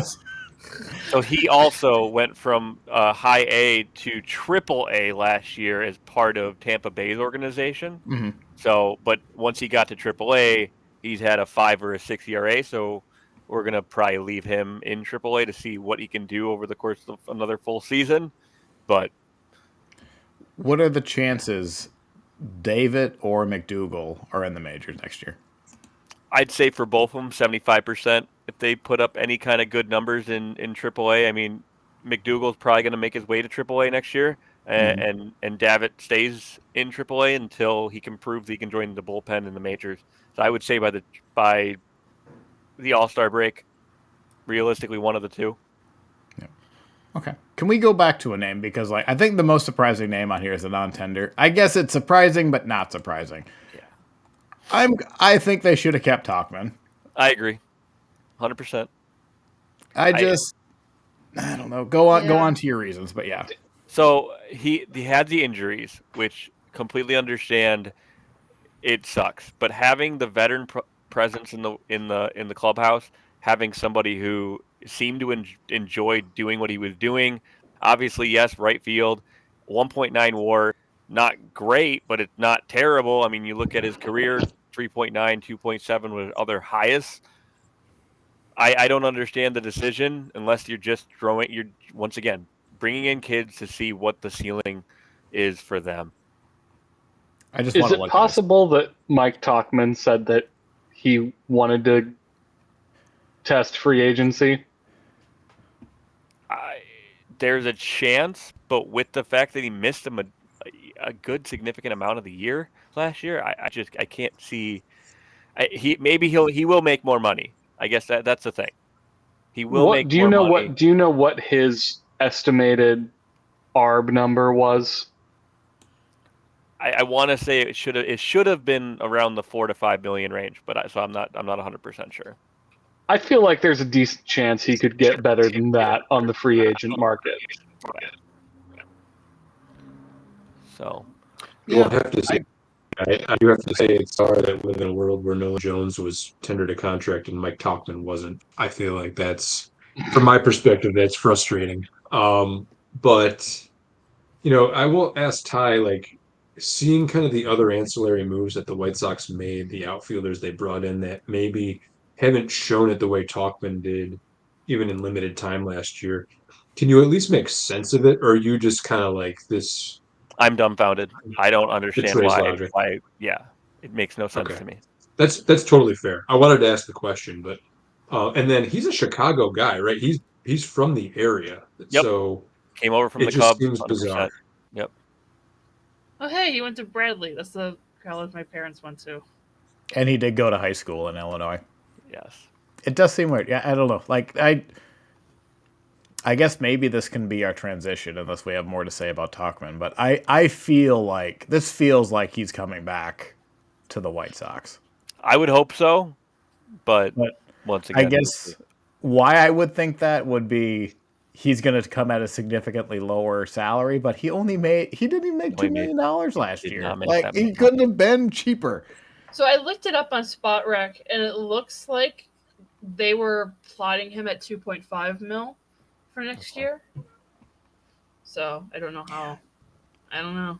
Perfectly affordable, especially in Chicago. That much. Like there's no reason to not have him. You're paying to have a guy who has more experience in the clubhouse. Especially when we're bringing all these kids up. Like I said, we'll see what happens. It's like we did the offseason preview last week. I remember it, Ty. You guys don't have a bunch of outfield prospects that are ready to go at the moment either. It's not like he's blocking anybody. Right. I mean, maybe they're going to assign someone. And I don't know. It's just weird. I mean, not for nothing. This wouldn't have happened, and this is just like Eric probably like going off of the rails. I would have cut Benintendi before I wouldn't have cut Talkman. I know that's like flushing $40 million down the drain. Yeah. Like I get that, but like to me, that's already a sunk cost. Benintendi, he's a slap hitter at this point. At least Talkman gave you a 112 OPS plus last year, and he was dirt cheap. Well, and here's the thing: it was another don't win now move. Yeah, it's who else can we put in there to see? Because we look at the Hill, you look at Everson. Like this could potentially, they could be part of the next 3 to 5 years. Sure. So I get it from that perspective, where Mike, he's got maybe 2-3 good, okay years left. But outside of that, in terms of how do we keep the 2026 White Sox in the clubhouse into it and all that, I figured he'd be a good glue guy to keep You're to right. carry over. But The only other thing I'll say is it could be that we're all wrong, and there's a reason why no major league teams are super enthused by him. Like, what I mean by that is, I remember him on the Yankees. He was always a fourth outfielder for them at most. He ended up going to Korea at one point in time. So there was a point in time where every major league team passed on him. And then he comes back. He plays for the Cubs locally. He plays for the White Sox, which, if you're playing, no offense, Ty, but if at that point in time you're playing for the White Sox, a lot of other teams probably skipped out on your services.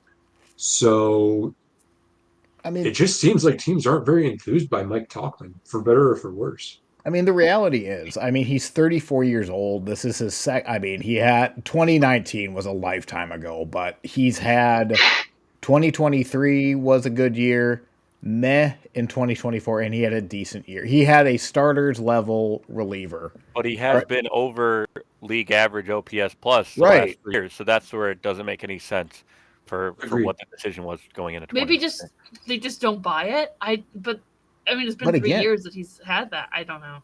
Pretend you don't buy it. It's $2 million. You can buy a lot of garbage for you're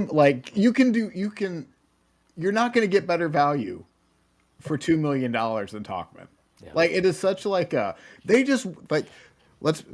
Ty, I'm sorry, I'm going to say this. They're probably going to waste $20 million on Luis Robert playing center field next year. And Mike Tauchman for $2 million is probably going to have equal output. I'm willing to revisit that at the end of the season. Let's see how that works out. I think this is a sign of how the White Sox organization doesn't really know where they want to go. Yeah, I disagree with it. But whatever. It's not a crime against, but he's a 34-year-old corner hit. And for $2 million. It doesn't make sense to me. Am I probably overreacting to it? Yeah, it's not like a huge miss that they're missing, but why not? Why not? That's where I'm at too. Yeah. Why? What does it hurt? Jonathan India. What margins are you saving? Where are you gonna put that $2 million? That's so much worthwhile over what Tauchman was already giving you. Tauchman's not a young guy either. Correct. Yes, 34. Nope, I agree with that. So, all right. So we've talked about. I have a feeling we're going to be talking about Mike Tauchman in just a little bit now, because now we're going to try something new. So we're going to try to predict free agents that are coming into the division. So we're going to each kind of go round robin style, kind of like a snake draft. We've all kind of prepped 5 players that we think are going to sign for a team. And we're just going to track to see how correct we are. So I'm going to bring up my screen here. We're going to do the snake draft style, even though this isn't going to be a draft. We're going to be able to pick whoever we would like to any team we would like. If we do have some double dipping, then we will probably just talk about it at that time. But we are going to do in reverse order of our prediction tracker for anyone who remembers that during the season. For the entire year, we just pick series winners. And then the final results was Lee, Dan, Sam, Eric, and then Ty. Sorry, but the White Sox person that was here before only had 10 because he was only here until April, or else I would probably be last. And then, so we're going to do snake draft. So we're going to talk about Lee's first player, and then go to Ty, and then Ty's going to have 2 back-to-back, and we're just going to kind of snake draft it from there. So if we correct a player that gets signed just in the division, maybe not even the right team, that we're going to get a point. If we correct the player and team, we get 3 points. Pretty clear rules. And I can't wait for the winner to have 2 whole points for this entire thing. Hopefully. Yeah, I have a list of 10 names here. I need to pick which 5 are my favorites. All right. Well, you got to pick with your first favorite right now. So Lee, coming out the chute hot. Which team or which player? And Can what I add a quick wrinkle to this? Yes. Oh no. For our first pick, let's all choose a player that we predict to sign for our team. I like it. Oh, Okay, shoot. that's what I was like gonna it. do. Well, that anyway. changes my. I have to make a decision then. Damn. Okay. Okay. Let's that's fine. all for our first pick. Let's all pick a player for our specific team. Okay. Good call, Sam. Good call. All right. That's what I was gonna do anyway, because this one feels really easy to me. Tigers have said that they're gonna be focusing on pitching. Kyle Finnegan is gonna stay with the Tigers. That's what I think. We need bullpen help. He was pretty good for us until he got injured. I think this is an easy pick for me. Not controversial. Slow and steady. Also, if anyone has a problem with my spelling, get over it. I'm just kind of freestyling these. Kyle Finnegan. Finnegan. How dare you, Sam? I'll be curious to see what his market is. I mean, I feel like he's an He underrated really reliever. improved with the Tigers until he got injured, and so I think it was because they changed up his pitch mix, which is just the Nationals don't know how to use their pitchers thing. So like if you give him the proper coaching and stuff, I think he's better than what he looked like for the first 4 months of the season. I just think he's not going to buzz like Edwin Diaz or anything like that, but you could get really good value out of him if he kind of gets overlooked the way that he kind of has in his career. Yeah, and until he got injured, he didn't give up a run. Like he was really good. I will say I stayed so far away from relievers. I was like, that is such a crapshoot. It could go any way. See, that's why I leaned into relievers, because every team is going to sign a reliever. Just pick your crappy $3 million reliever and just scattershot it. That would have been I feel like that would have been the fix it or the Of fix my to 10, I have 2 relievers. I just need to pick which. Yeah. So. Does anyone else have Kyle Finnegan going to any team? Okay, Dan, your first player signing with Cleveland. I was really hoping to put off. I knew I wanted to pick a Cleveland signing. I was really hoping to put off the decision because I'm split between 2 individuals, and I'm having a really hard time deciding which I want to go with. Because, quite frankly, honestly, I struggled with this exercise. I can poke holes in any of my own choices here, but all that being said, the Guardians, as I've mentioned umpteenth number of times on this podcast, really need outfield help. And particularly, there is not a center fielder on this roster at this point in time. There is not a great outfield market, quite frankly, in this free agency, but there is one individual who I think has shown an ability to possess really great range in his career, is a great base runner, which both I fall know in who the you're favor gonna be of putting on my mind Guardian too. of Guards Ball. He was traded from his original team this year Yeah. to the New York Mets, and quite frankly, wasn't very good for the Mets in the second half. But maybe that'll make him a little bit more of a buy low candidate, make him a little bit more accessible to the Guardians at their budget. So the individual I'm speaking of is Cedric Mullins, who I think would look fantastic next to Stephen Kwan in the Guardians outfield in 2026. And he is my first pick for our free agent predictions. I'm not going to put him on my list, so I wanted to be, imagine this, I wanted to be different from everyone else. Go, if we all had the same 10 names, it was going to be boring. So I picked 25 players.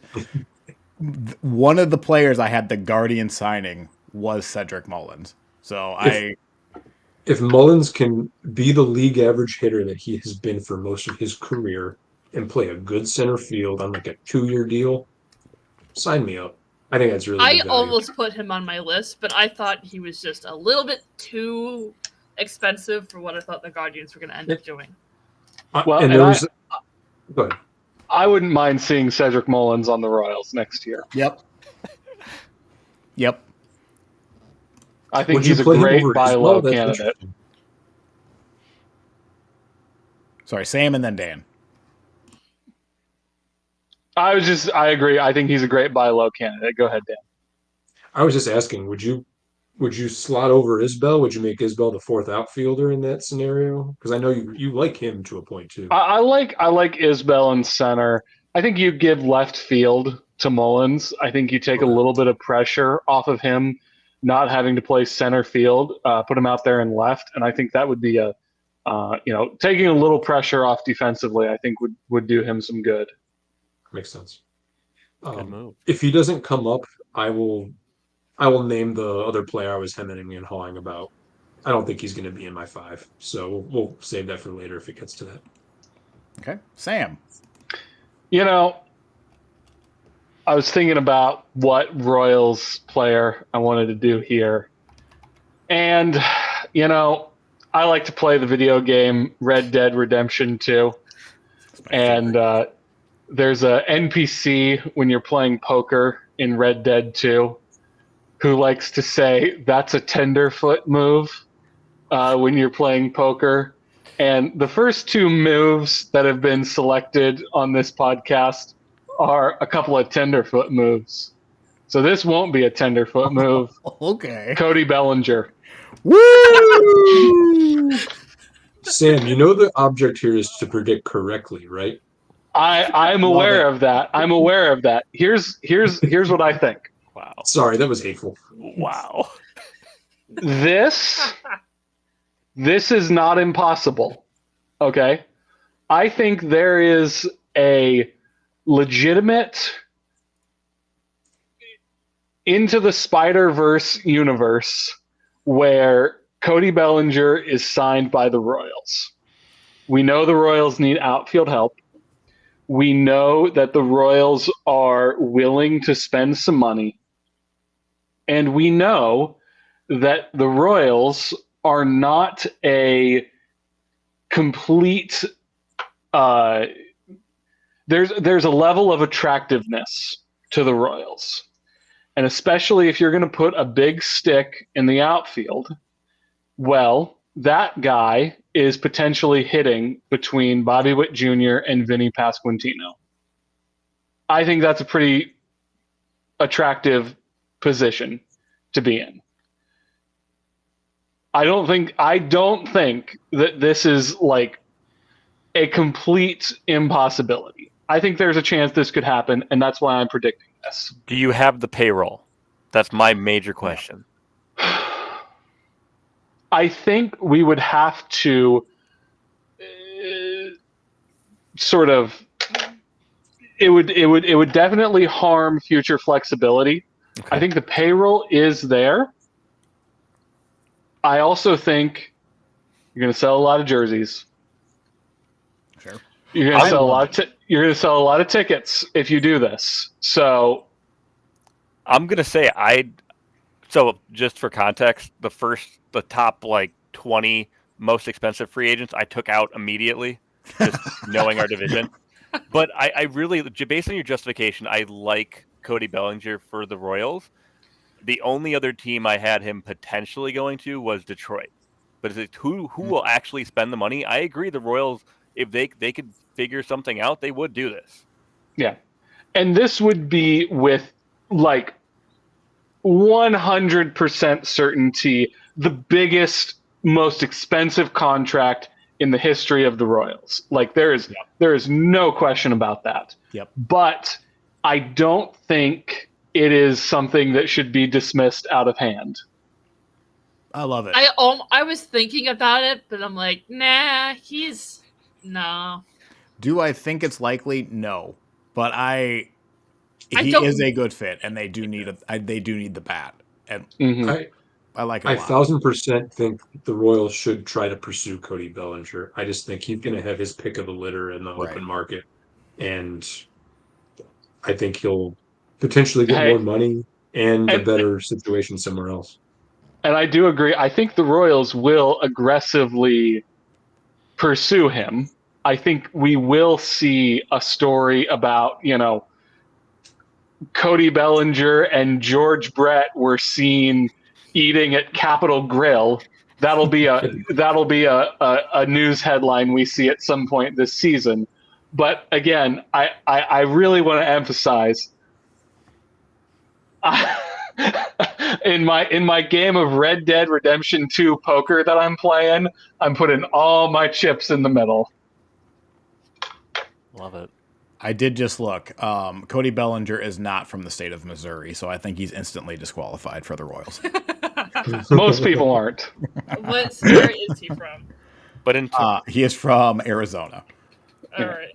the one other thing I will say about this, when you look at like Trout, when you look at other teams that have had that one superstar like the Royals have with Witt, I think this is your Witt. We love you and we want to give you somebody so that it's not all you. I love this for that. Here, have a play date. Aw. Have a friend. Not to bring up RDR, but when you were doing, I was trying to think, is he trying to, like, Herbert Moon plays? Like, when you first said RDR, I was like, is he going to say Gavin Williams? Because, like, that's not even, I don't think he's a free agent. Like, He's not. Yeah. No, whenever I play Red Dead 2, I always play poker, and there's always one NPC who says that line over and over again. So that's for some reason my brain went to that. But yes. Love it. I don't think Arthur Williams is a free agent this season either. So, well, anyway, love it. I love it. Anyway, I'll stop. Well, if it has to be with the Twins, I'm gonna shoot for the moons, and this is pathetic that I'm gonna say shoot for the moons and then list this player because he has played in the division before. He used to be a top 100 prospect, was very promising for a couple years. Switch hitting, power hitting, Josh Bell, who, depending on the year, can be pretty good, or you're going to want to cut him after April. They're very mediocre. He's probably going to sign in the $8 to $10 million range. Right now, the Twins' opening day first baseman right now is Cody Clemens. They need first base help. This is your shoot for the moon player. Unfortunately, this is what I have. I think this is a really good know pick, the in my definition of shoot for the moon. Do you understand what that metaphor means? Yeah, Eric, and then you that's have a to tenderfoot context move. this for Twins. This is shoot for the moon pull-out edition. This is what we have in Minnesota. Eric, I love this for you. I'll just say that I have no other comments. I thought there were two other players for the Twins history that you pulled from. Nope, you went over there. Great. I think I have two other Twins players that I have listed on here too, but I'm going to go. I want to real quick give a look behind the curtain because I picked 6 players for the purposes of this exercise. I didn't have a single one of them going to the Twins. Funny. That's understandable. I don't think the Twins are going to be making a lot of big free agent deals this offseason. Oh, you want to play baseball still? Oh, come on down. We got an open spot. We'll see. I think if they sign Bell, I can at least, like, there is some upside of him being a plus bat. It's really a coin flip with him. He's getting older. He is what he is. When he was in the division last time with Cleveland, it did not go that well, but he does have some swing. Like, the Twins love switch hitters. For $8 million, at least, like, pretend you're going to be competitive this year. And if you sign Josh Bell for $8 million, I can at least pretend you're going to be competitive this year. But that's it. Josh Bell, everyone. #1 Twins free agent this year. I think this is really, really plausible. And he's a really good clubhouse guy in Cleveland, but the production wasn't there. So with a young team, he might be a nice add in that regard. And yeah, you're going to have to plug a hole at first base somehow, some way. He might run into some home runs for you. I like it. All right. Ty, White Sox. So if you guys didn't know, the 2026 White Sox will be making the wild card game. The first player that I'll be taking in this draft is a reunion. I actually picked several reunion picks for each of the teams because I think it's realistic. I do. And our bullpen was atrocious this year. So there was a player who went down with and recovered from cancer that I see coming back to the White Sox in 2026. His name is Liam Hendricks. Don't hate it. Yeah, Yeah, don't hate it. why not? Why not? My Didn't aunt's do a really super big well fan with the of Red Liam Sox. Hendricks. We have pitching. We have kids up that he could coach or teach on his own. I think it'd be a great fit. I mean, not so. What irritates me about Liam Hendricks is he was given away from the Twins for nothing. Like he came up with the Twins and had like Oh, before the 50. Athletics. Oh no. No, it was before the Athletics. He debuted with the Twins and had like 50 atrocious innings as a starter. And instead of being, hey, why don't we put him in the bullpen for 25 innings? They just said, nah, see ya, goodbye. And then he went to Oakland, threw 3 miles an hour harder out of the bullpen, became an all-star reliever, got $80 million from the White Sox, and just... It still burns me a decade later that you can't just put... It's so easy to turn a failed starter, put him in the bullpen, just see what happens. You were the Twins in 2015, and I can promise you they were not a good team in 2015. They could have afforded the playing time. He had a cup of coffee with the Royals as well. Yeah. All right. That's your first White Sox. Who's your second pick? So just confirming, no one had any of the 5 that we have on the board right now.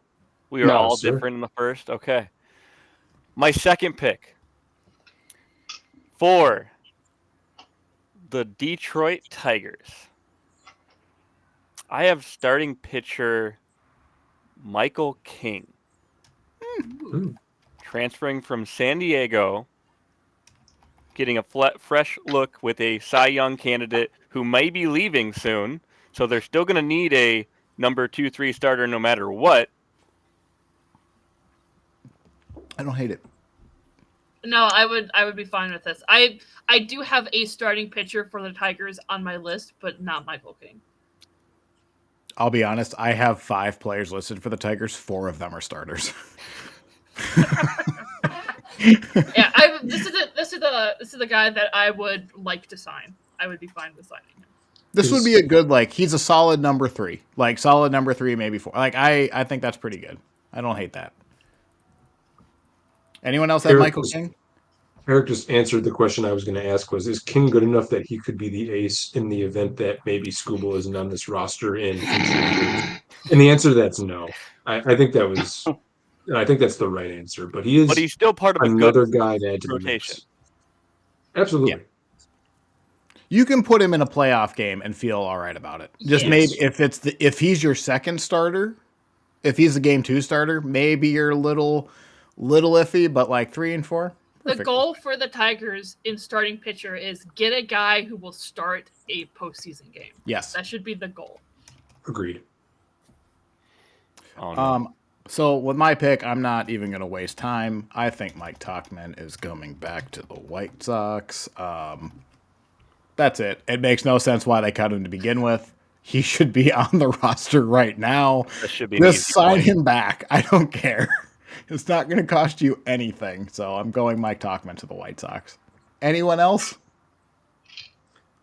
No. Nope. All right. We've talked about him to death. Sam, who's your second?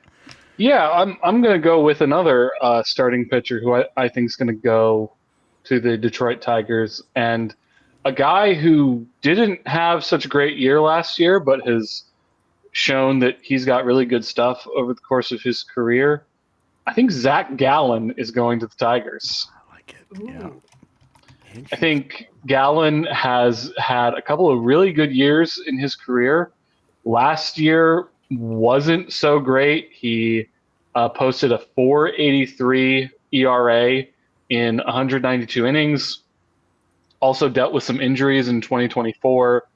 And I think he's going to be a little bit cheaper and a little bit more of a bounce back candidate with whichever team he goes to next. And I think he would be the perfect fit for the Tigers to sign. Yeah. I wouldn't hate this. I think he's not going to be a target for the Tigers because his walk rate is ridiculous. is just way too high. I don't think he fits the profile that Scott Harris will be looking at. But I wouldn't hate it. Depends on the market. I think the profile that the Tigers should be looking at is good pitchers. Yep. That's fair. Okay. That's fair. Anyone else have Gallon? No. I had him as too expensive. Oh, really? Okay. I was going to say, based on the fact that his previous season was kind of underwhelming, is he one of the going to end up being one of those guys that's like hanging around in March? That people are I kind could of see that. I could see it Yeah, too. I could see not that. willing to I could see that. latch onto. Figures out where the market is and is one of the last guys to. I could see late February, early March. He's still out there. Okay. Dan. Everybody wants to give the Detroit Tigers starting pitching. The Detroit Tigers were 5th in starters FIP last year. I'm not giving them starting pitching. They were 22nd in expected FIP for relievers. That's not very good, especially if you're trying to win a World Series. There is a pitcher on the open market this winter who fits their identity as a team that seems to be allergic to guys who get swing and miss, but is still really good. He had an ERA of just over 2 last year for the Chicago Cubs, and has a history also as a starting pitcher. So he could fit into AJ Hinch's love of bullpen chaos if they wanted to go that route. This individual, his name is Brad Keller, and I think he would look really good in Detroit's bullpen, and like I said, could potentially be moved around and used in a number of different ways. I like it. I will say I did not have him in my top 5. I did have him in my top 10, though, to go For somewhere Detroit? in the division. Somewhere in Okay. division. I just think that would be a really interesting fit for them, for a team that I get why everybody wants to give them starting pitching, but that bullpen needs some help. And I think it does. think Tommy Kahnle, but not bad in the second half. That's where I'm going with Brad Keller. Gotcha. I didn't look too much at relievers because I'm like, there's like 50 of them. I don't have the time or the patience to look through all these guys. So Obviously not the buzziest name either, but hey, it's the AL No, Central. I would like it. I'm going down the ballot a little bit here with some of my choices. Yeah. All right. I am going to not pick a Tigers. Let's pick someone for the Tigers right now. So I'm going to branch out a little bit. So I got 2. I'm going to start off with. I was looking at a lot. I looked at a lot of outfielders because I'm like, a lot of these teams need outfielders, and so I settled on for the Royals, a player who's been in the Central a bit, and Harrison Bader. I think he would be. Damn you, Lee. He's not quite as expensive as some of the other out there, but he's got good defense. He's got a fairly consistent good bat. I think he would be a good target for the Royals. He can slide in at center, left, right. I'm not sure, but I wouldn't mind that. I had Harrison Bader with the Royals too. He was one of my picks for them. I have other names, so I'm not going to put it down on mine. But Lee, I think you nailed that one. Bader was not one that he isn't in the 5 I'm using, but he was somebody I had considered. Yep. In mine. And there's a name I was going to pair him with that may or may not come up yet. So I think I know the name. You're gonna like. You might. All right, and then for my next one, I'm gonna go with for the White Sox because they kind of need starting pitching. That's what I was looking at, and for some reason I ended up with a lot of guys who had played in the Central before. But I think this would be a decent option. Michael Lorenzen. Oh, yes, Lee. Yes, we're right on cue. Love that. Sorry, I don't know why I got so excited for Michael Lorenzen. Michael Lorenzione. Shut up, Sam. See, I looked at him and I was like, maybe, but there are a couple more picks, starting pitchers that could reunion that could give you similar production. Yeah, but interesting pick. And his team option for this year, I think, was $12 million for the Royals, which is why that got turned down. That's quite a bit for a 5th starter. Mm-hmm. So I think that he's definitely someone who's probably going to go for 7 to 8. That's too expensive for us. Sorry, guys. Yep, I feel like Lorenzen could end up with a couple different teams in the division, but I think the White Sox is like.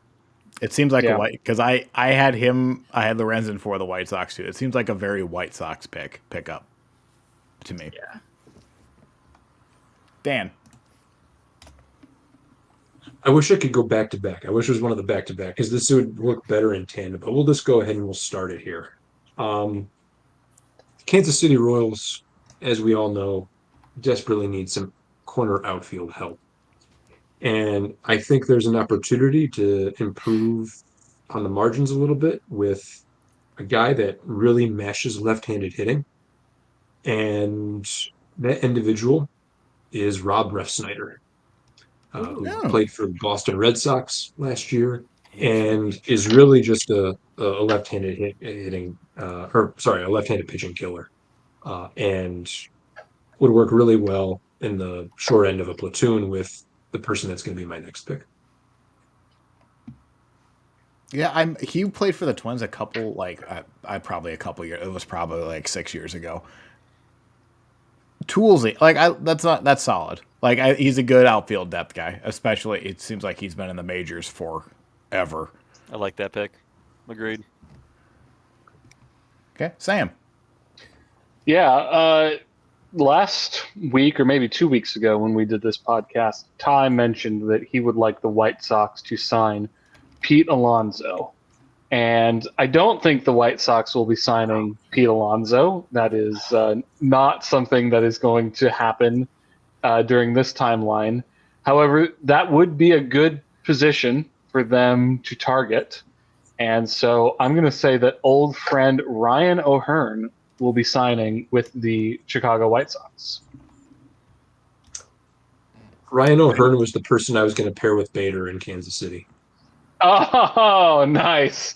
Nice. Really? I think Not- O'Hearn would be a good pick for a lot of teams in the division. Yeah, and I think he's a little older. He didn't do, he's had better seasons than 2025. I think he's probably going to be a mid-level signing for a team like the White Sox. Not a bad pick. Okay. I'm gonna stick with the Twins. And this is under the category of random reliever. Twins right now have Cody Thunderberg as their sole lefty in the bullpen. I really like an Andrew Chafin sitting in at least that in the rotation. So I'm going with him, and this has nothing to do with his tremendous mustache. He does have a very good mustache. See, I just don't. My counter argument to that. I thought about Chafin for a lot of the teams. I don't think he's gonna sign with Minnesota because he doesn't want to. I don't think he's gonna want that. I don't know. It's because he doesn't want to get traded mid-season again. Or maybe he does. I mean, if you get traded to a playoff team, get your money and then get traded. I had another Detroit. Like he got traded to the Angels last season, and he hates California. So, well, I think he's like Minnesota. I think he's like at the level and where he's like, if I can't sign with the team that I want, then like whatever, it's no big deal. At the very least, I feel like he's going to sign if he signs with anyone in the division, it'll be the Twins or the Tigers. So I feel I can get a point back. I just want the name on my roster. No, I did think about him for a lot of different teams, but I just decided that I don't think he's going to go for any of the teams. I did have another former Detroit bullpen arm that I almost put here too, but anyway. I had one that I almost put, but I was like, this is just going to make people mad, so I'm not going to. Okay, tie for two of them. I'm gonna go back-to-back Tigers. Dang. I'm a huge fan of reunions. To go to the playoff. I'm sorry, back-to-back. Sorry, my second pick for the Tigers. Pick number 3 will be Justin Verlander. I was about to say someone had to do it. He's going to retire a Tiger. That's my hot take. And then Did anyone else have Justin going to the Tigers? I don't, but I have him listed as an option for the Tigers. Okay. I didn't have. Yeah, I mean, just him and Scherzer, just because reunions. For my fourth pick, I like Sam's idea with Ryan O'Hearn, but I think there's a better fit. At first base, I have the White Sox picking up Nathaniel Lowe. That's a good one. Okay.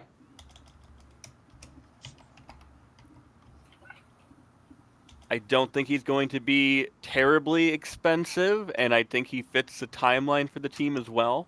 So I think that's going to be a very good mid-level signing for us. Yeah, I don't hate that. I like that. Another guy that was non-tendered, just not in the division. So we didn't talk about him earlier. Yeah, Let's see. I think it's a good pick. I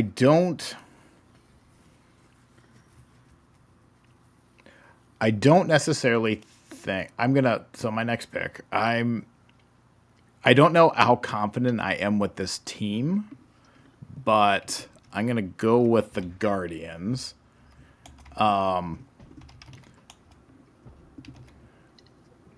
He is a former Central player. I feel like Max Kepler had not a great day, not a great year in Philadelphia.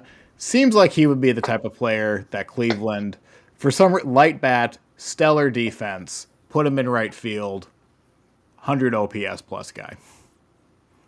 I had considered putting Kepler as the running mate with Rob Refsnyder to play pair as a platoon. And then I saw Kepler's numbers last year, Wasn't great. and I was completely turned off from that idea. Yep. And I feel It's Cleveland similarly about perfectly. bringing him to the Guardians. I You don't will want say, two Nolan Joneses? no, not in the slightest. I mean, I could also see, like, I'm putting Kepler on it because I feel like I could see him equally signing with the White Sox or the Royals. Like, I don't think he's coming back to the Twins, but I feel he seems like he's coming back to the Central to me. I could totally see that. Sam. I'll go with another Royal here. This would be a reunion of a guy who they traded for at the trade deadline last season. It's not the one you're thinking of. It's Adam Frazier. Frazier was pretty good for the Royals in the second half of 2025. He can play the infield. He can play the outfield. He would be a good candidate for a short side of the platoon with Jack Caglione over in right field. Not as interested in Mike Yastrzemski because Mike Yastrzemski is going to be 35 next season, getting a little bit long in the tooth. So I would be a little bit more excited for Adam Frazier than I would for Yastrzemski. Okay. Sam. Or Dan, sorry. So my pick is also for the Royals because, as I've alluded to a couple of times now, we need a running mate for Rob Refsnyder. We need somebody on the other end of the platoon to potentially play right field.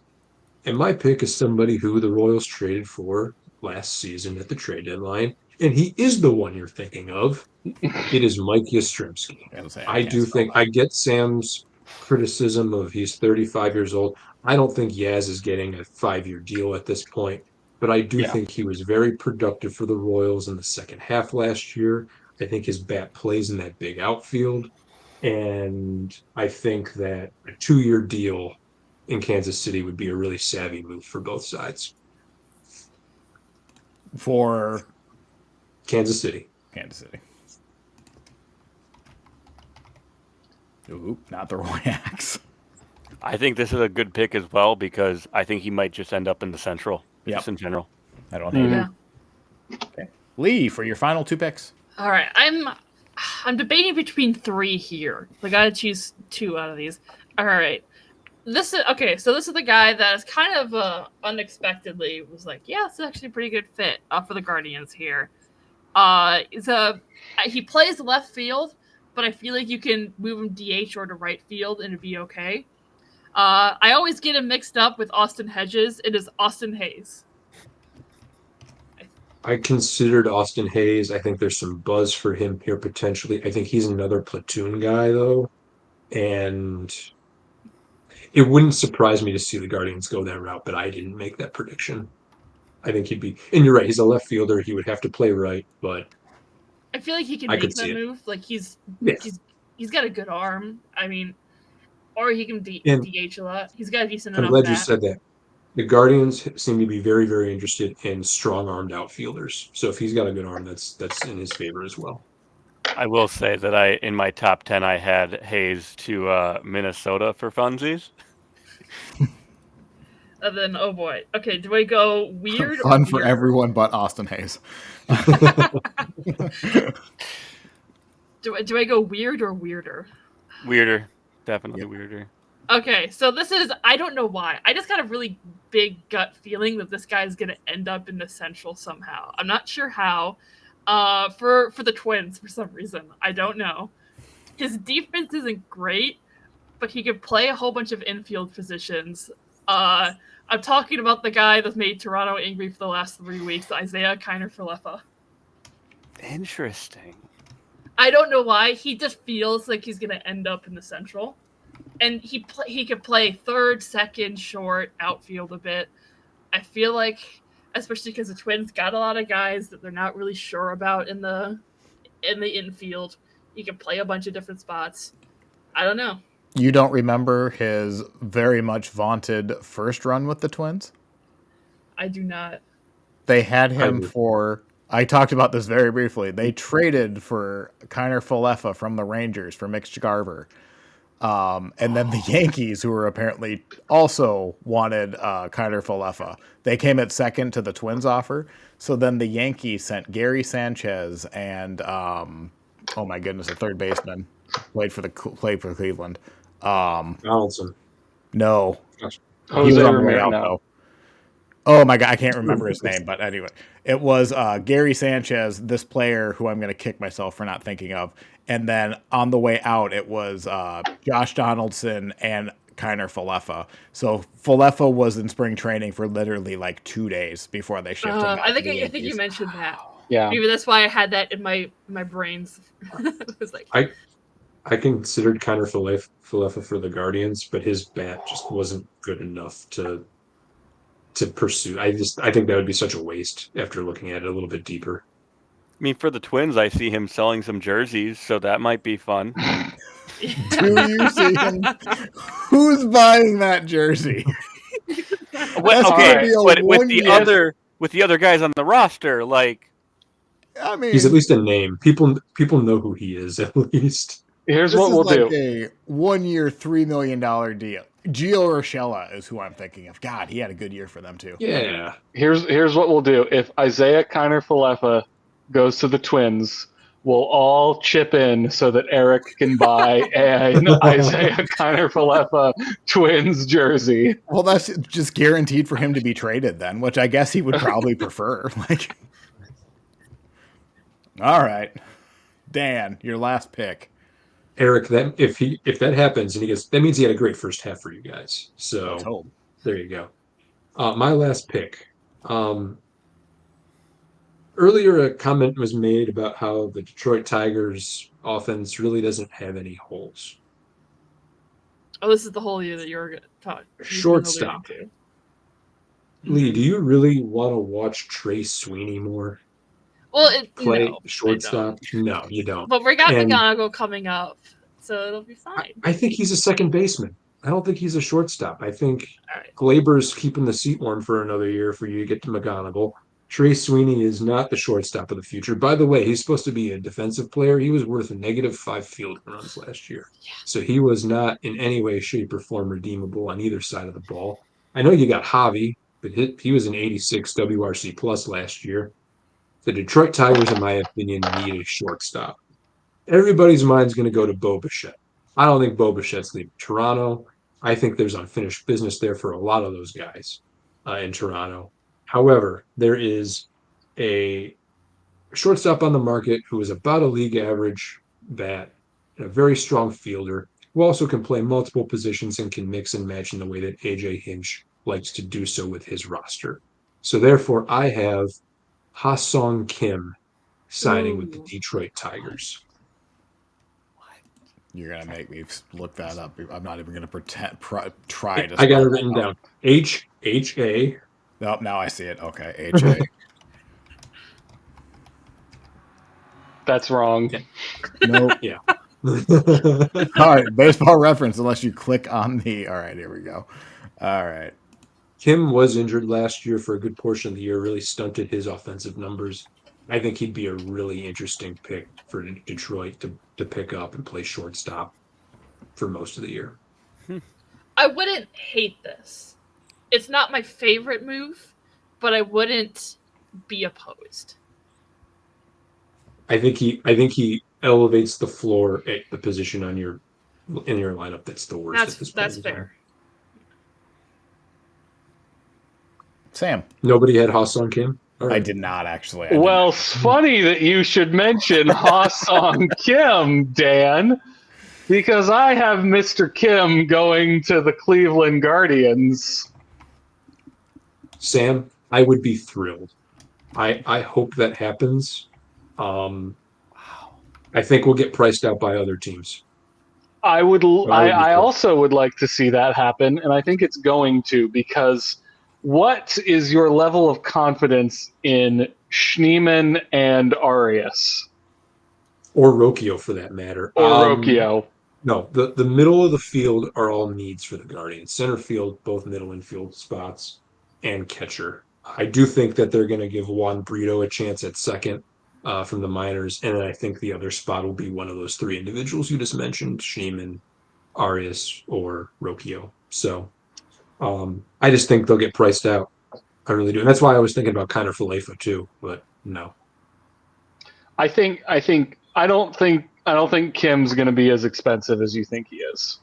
Mainly because he is coming off injury and he is not, he's not a blow your socks off type of guy. That's fair. So, I got Kim going to the Guardians. Okay. I'm torn because I have like 5 names I want to put on this one spot, but I know I have like 3 more that I'm like, oh. so I'm gonna go. I'm also trying to I want to get I did 2 twins, so I can't get every team in the division, but I think the Tigers are going to sign a starting pitcher. There's 2 names that I'm looking at on my screen that I wrote down. One is a buy low candidate in Jordan Montgomery. I'm not putting him, but kind of a surprise cut is the Cubs cutting Imanaga. I don't think he's going to cost all that much. He has some upside. Seems like he would be in the Tigers' $20 million range. That's interesting. He That would that's a fulfill good one. the Tigers need a playoff level starting pitcher. That checks Agree. the box. That would match. This is another one that I'm like, yeah, I would be happy if we signed him. Yeah. Will they give him the contract, though? That's my question. Because I assume he's going to want at least 4 or 5 years? I think so. I've been thinking about this because okay, and I don't want to get too into it because we've all been talking about Skubal leaving, right? And we're gonna need a pitcher to fill that. Casey Mize is also gonna be leaving in free agency. I don't think he's gonna re-sign with us. So that's another starter spot that we're gonna need filled. So even if we re-sign Skubal, my gut's telling me that Mize is gonna want to sign somewhere else. Would they rather pair Skubal with a righty? Or does it really matter? As long Best as they're good, pitcher right? available. Yeah. Yeah. All right. Tie. For the last pick in the 2025 into 2026 offseason AL Central draft, I hate that no one else picked their team 3 times, but I kind of just have to. For the White Sox, they're going to do another reunion with inning eater, known eating. Oh my goodness gracious! I'm just going to go for it. Jose Quintana. That's a decade-old name. Oh my god! And I When can't. you brought that up last week, I thought that was a really interesting move. I stand TANA. by that. All right. I think he fulfills that stopgap we need with a couple of our pitchers coming up in the minors. I think he's gonna just be a good clubhouse presence, and he's gonna give you exactly what you pay him to do, and it's not gonna cost that much to do it.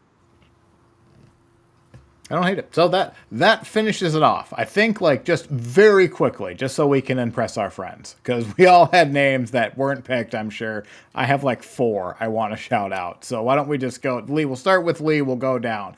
Who are your first? Who you wanted to say to impress us? To be like, oh yeah, that would be good. What are those picks for you?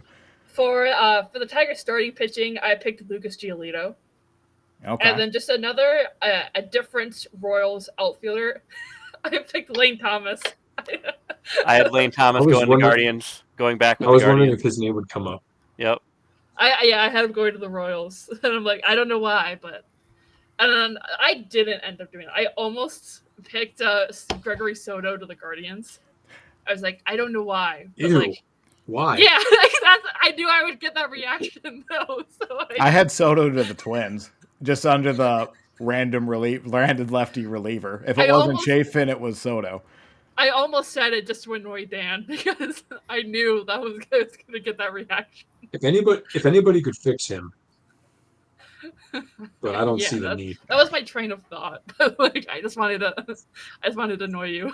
So We're non-tendering perfectly adequate relievers, so I don't know why we'll be doing that. Yeah, right. Those are my ones I wanted to shout out. Dan? So the player I was hemming and hawing about with my first pick when I was trying to decide on Guardians, Starling Marte. Yeah. For the Guardians. Just, he probably wouldn't play outfield much. He'd have to DH. Manzardo would have to play first, but just a guy who'll hit the ball hard, occasionally hit it over the fence. They have a history of doing that sort of thing. I went Encarnacion. Granted, Encarnacion was a little younger at the time, but that was one that I was really considering. I decided to go with Mullins instead. The other ones I pretty much shouted out as we were going. I really considered Kepler, Ryan O'Hearn, Harrison Bader, all 3 of those guys for the Royals to kind of pair as part of a platoon. Didn't end up going with them. And yeah, that's about it. Okay. Sam, any names you left off? I thought about Bader with the Guardians. I also wanted to troll Lee with Max Scherzer and Justin Verlander going to the Tigers. But I think for me, I was able to leave it all out on the field for this one. So I like the Bellinger. I like that you like someone, because we all had went to predictable. We all went the safe route. I like that Sam was like, screw it, Cody Bellinger, plant that flag. Love that. So I have a couple. On the theme of reunions, Taylor Rogers is a free agent. He's also a lefty, so he insert him under my Andrew Chafin. Nestor Cortez seems like a White Sox to me. I thought about him too for the White Sox. Emilio Pagan seems like a White Sox to me. I think Pagan could be a Tiger.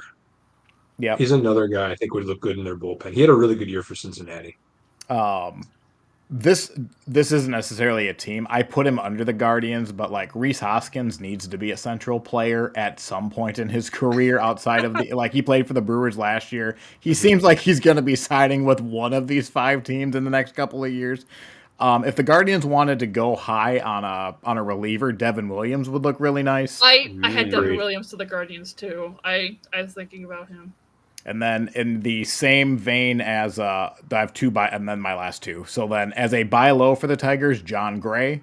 You can switch him to the bullpen if he doesn't work out.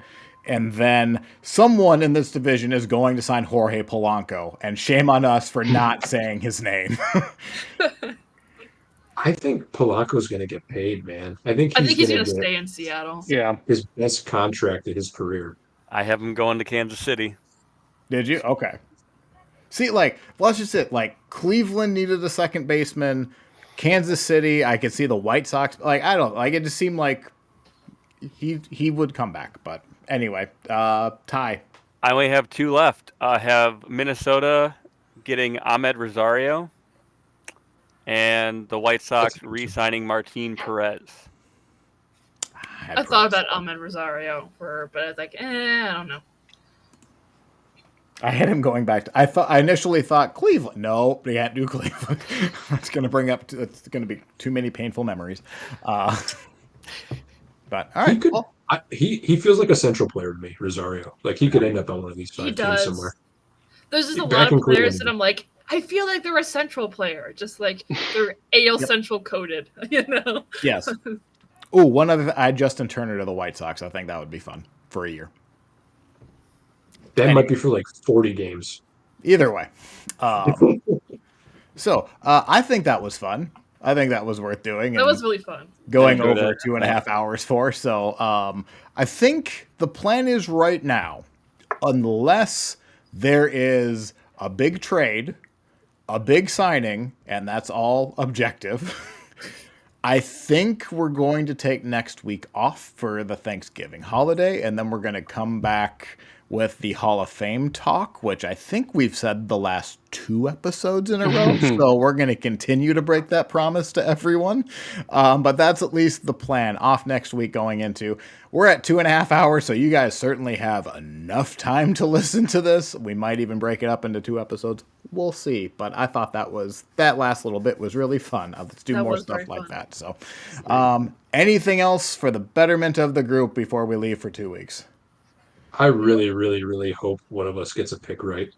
Yeah, I hope one of us like nails a couple. We'll close with this then.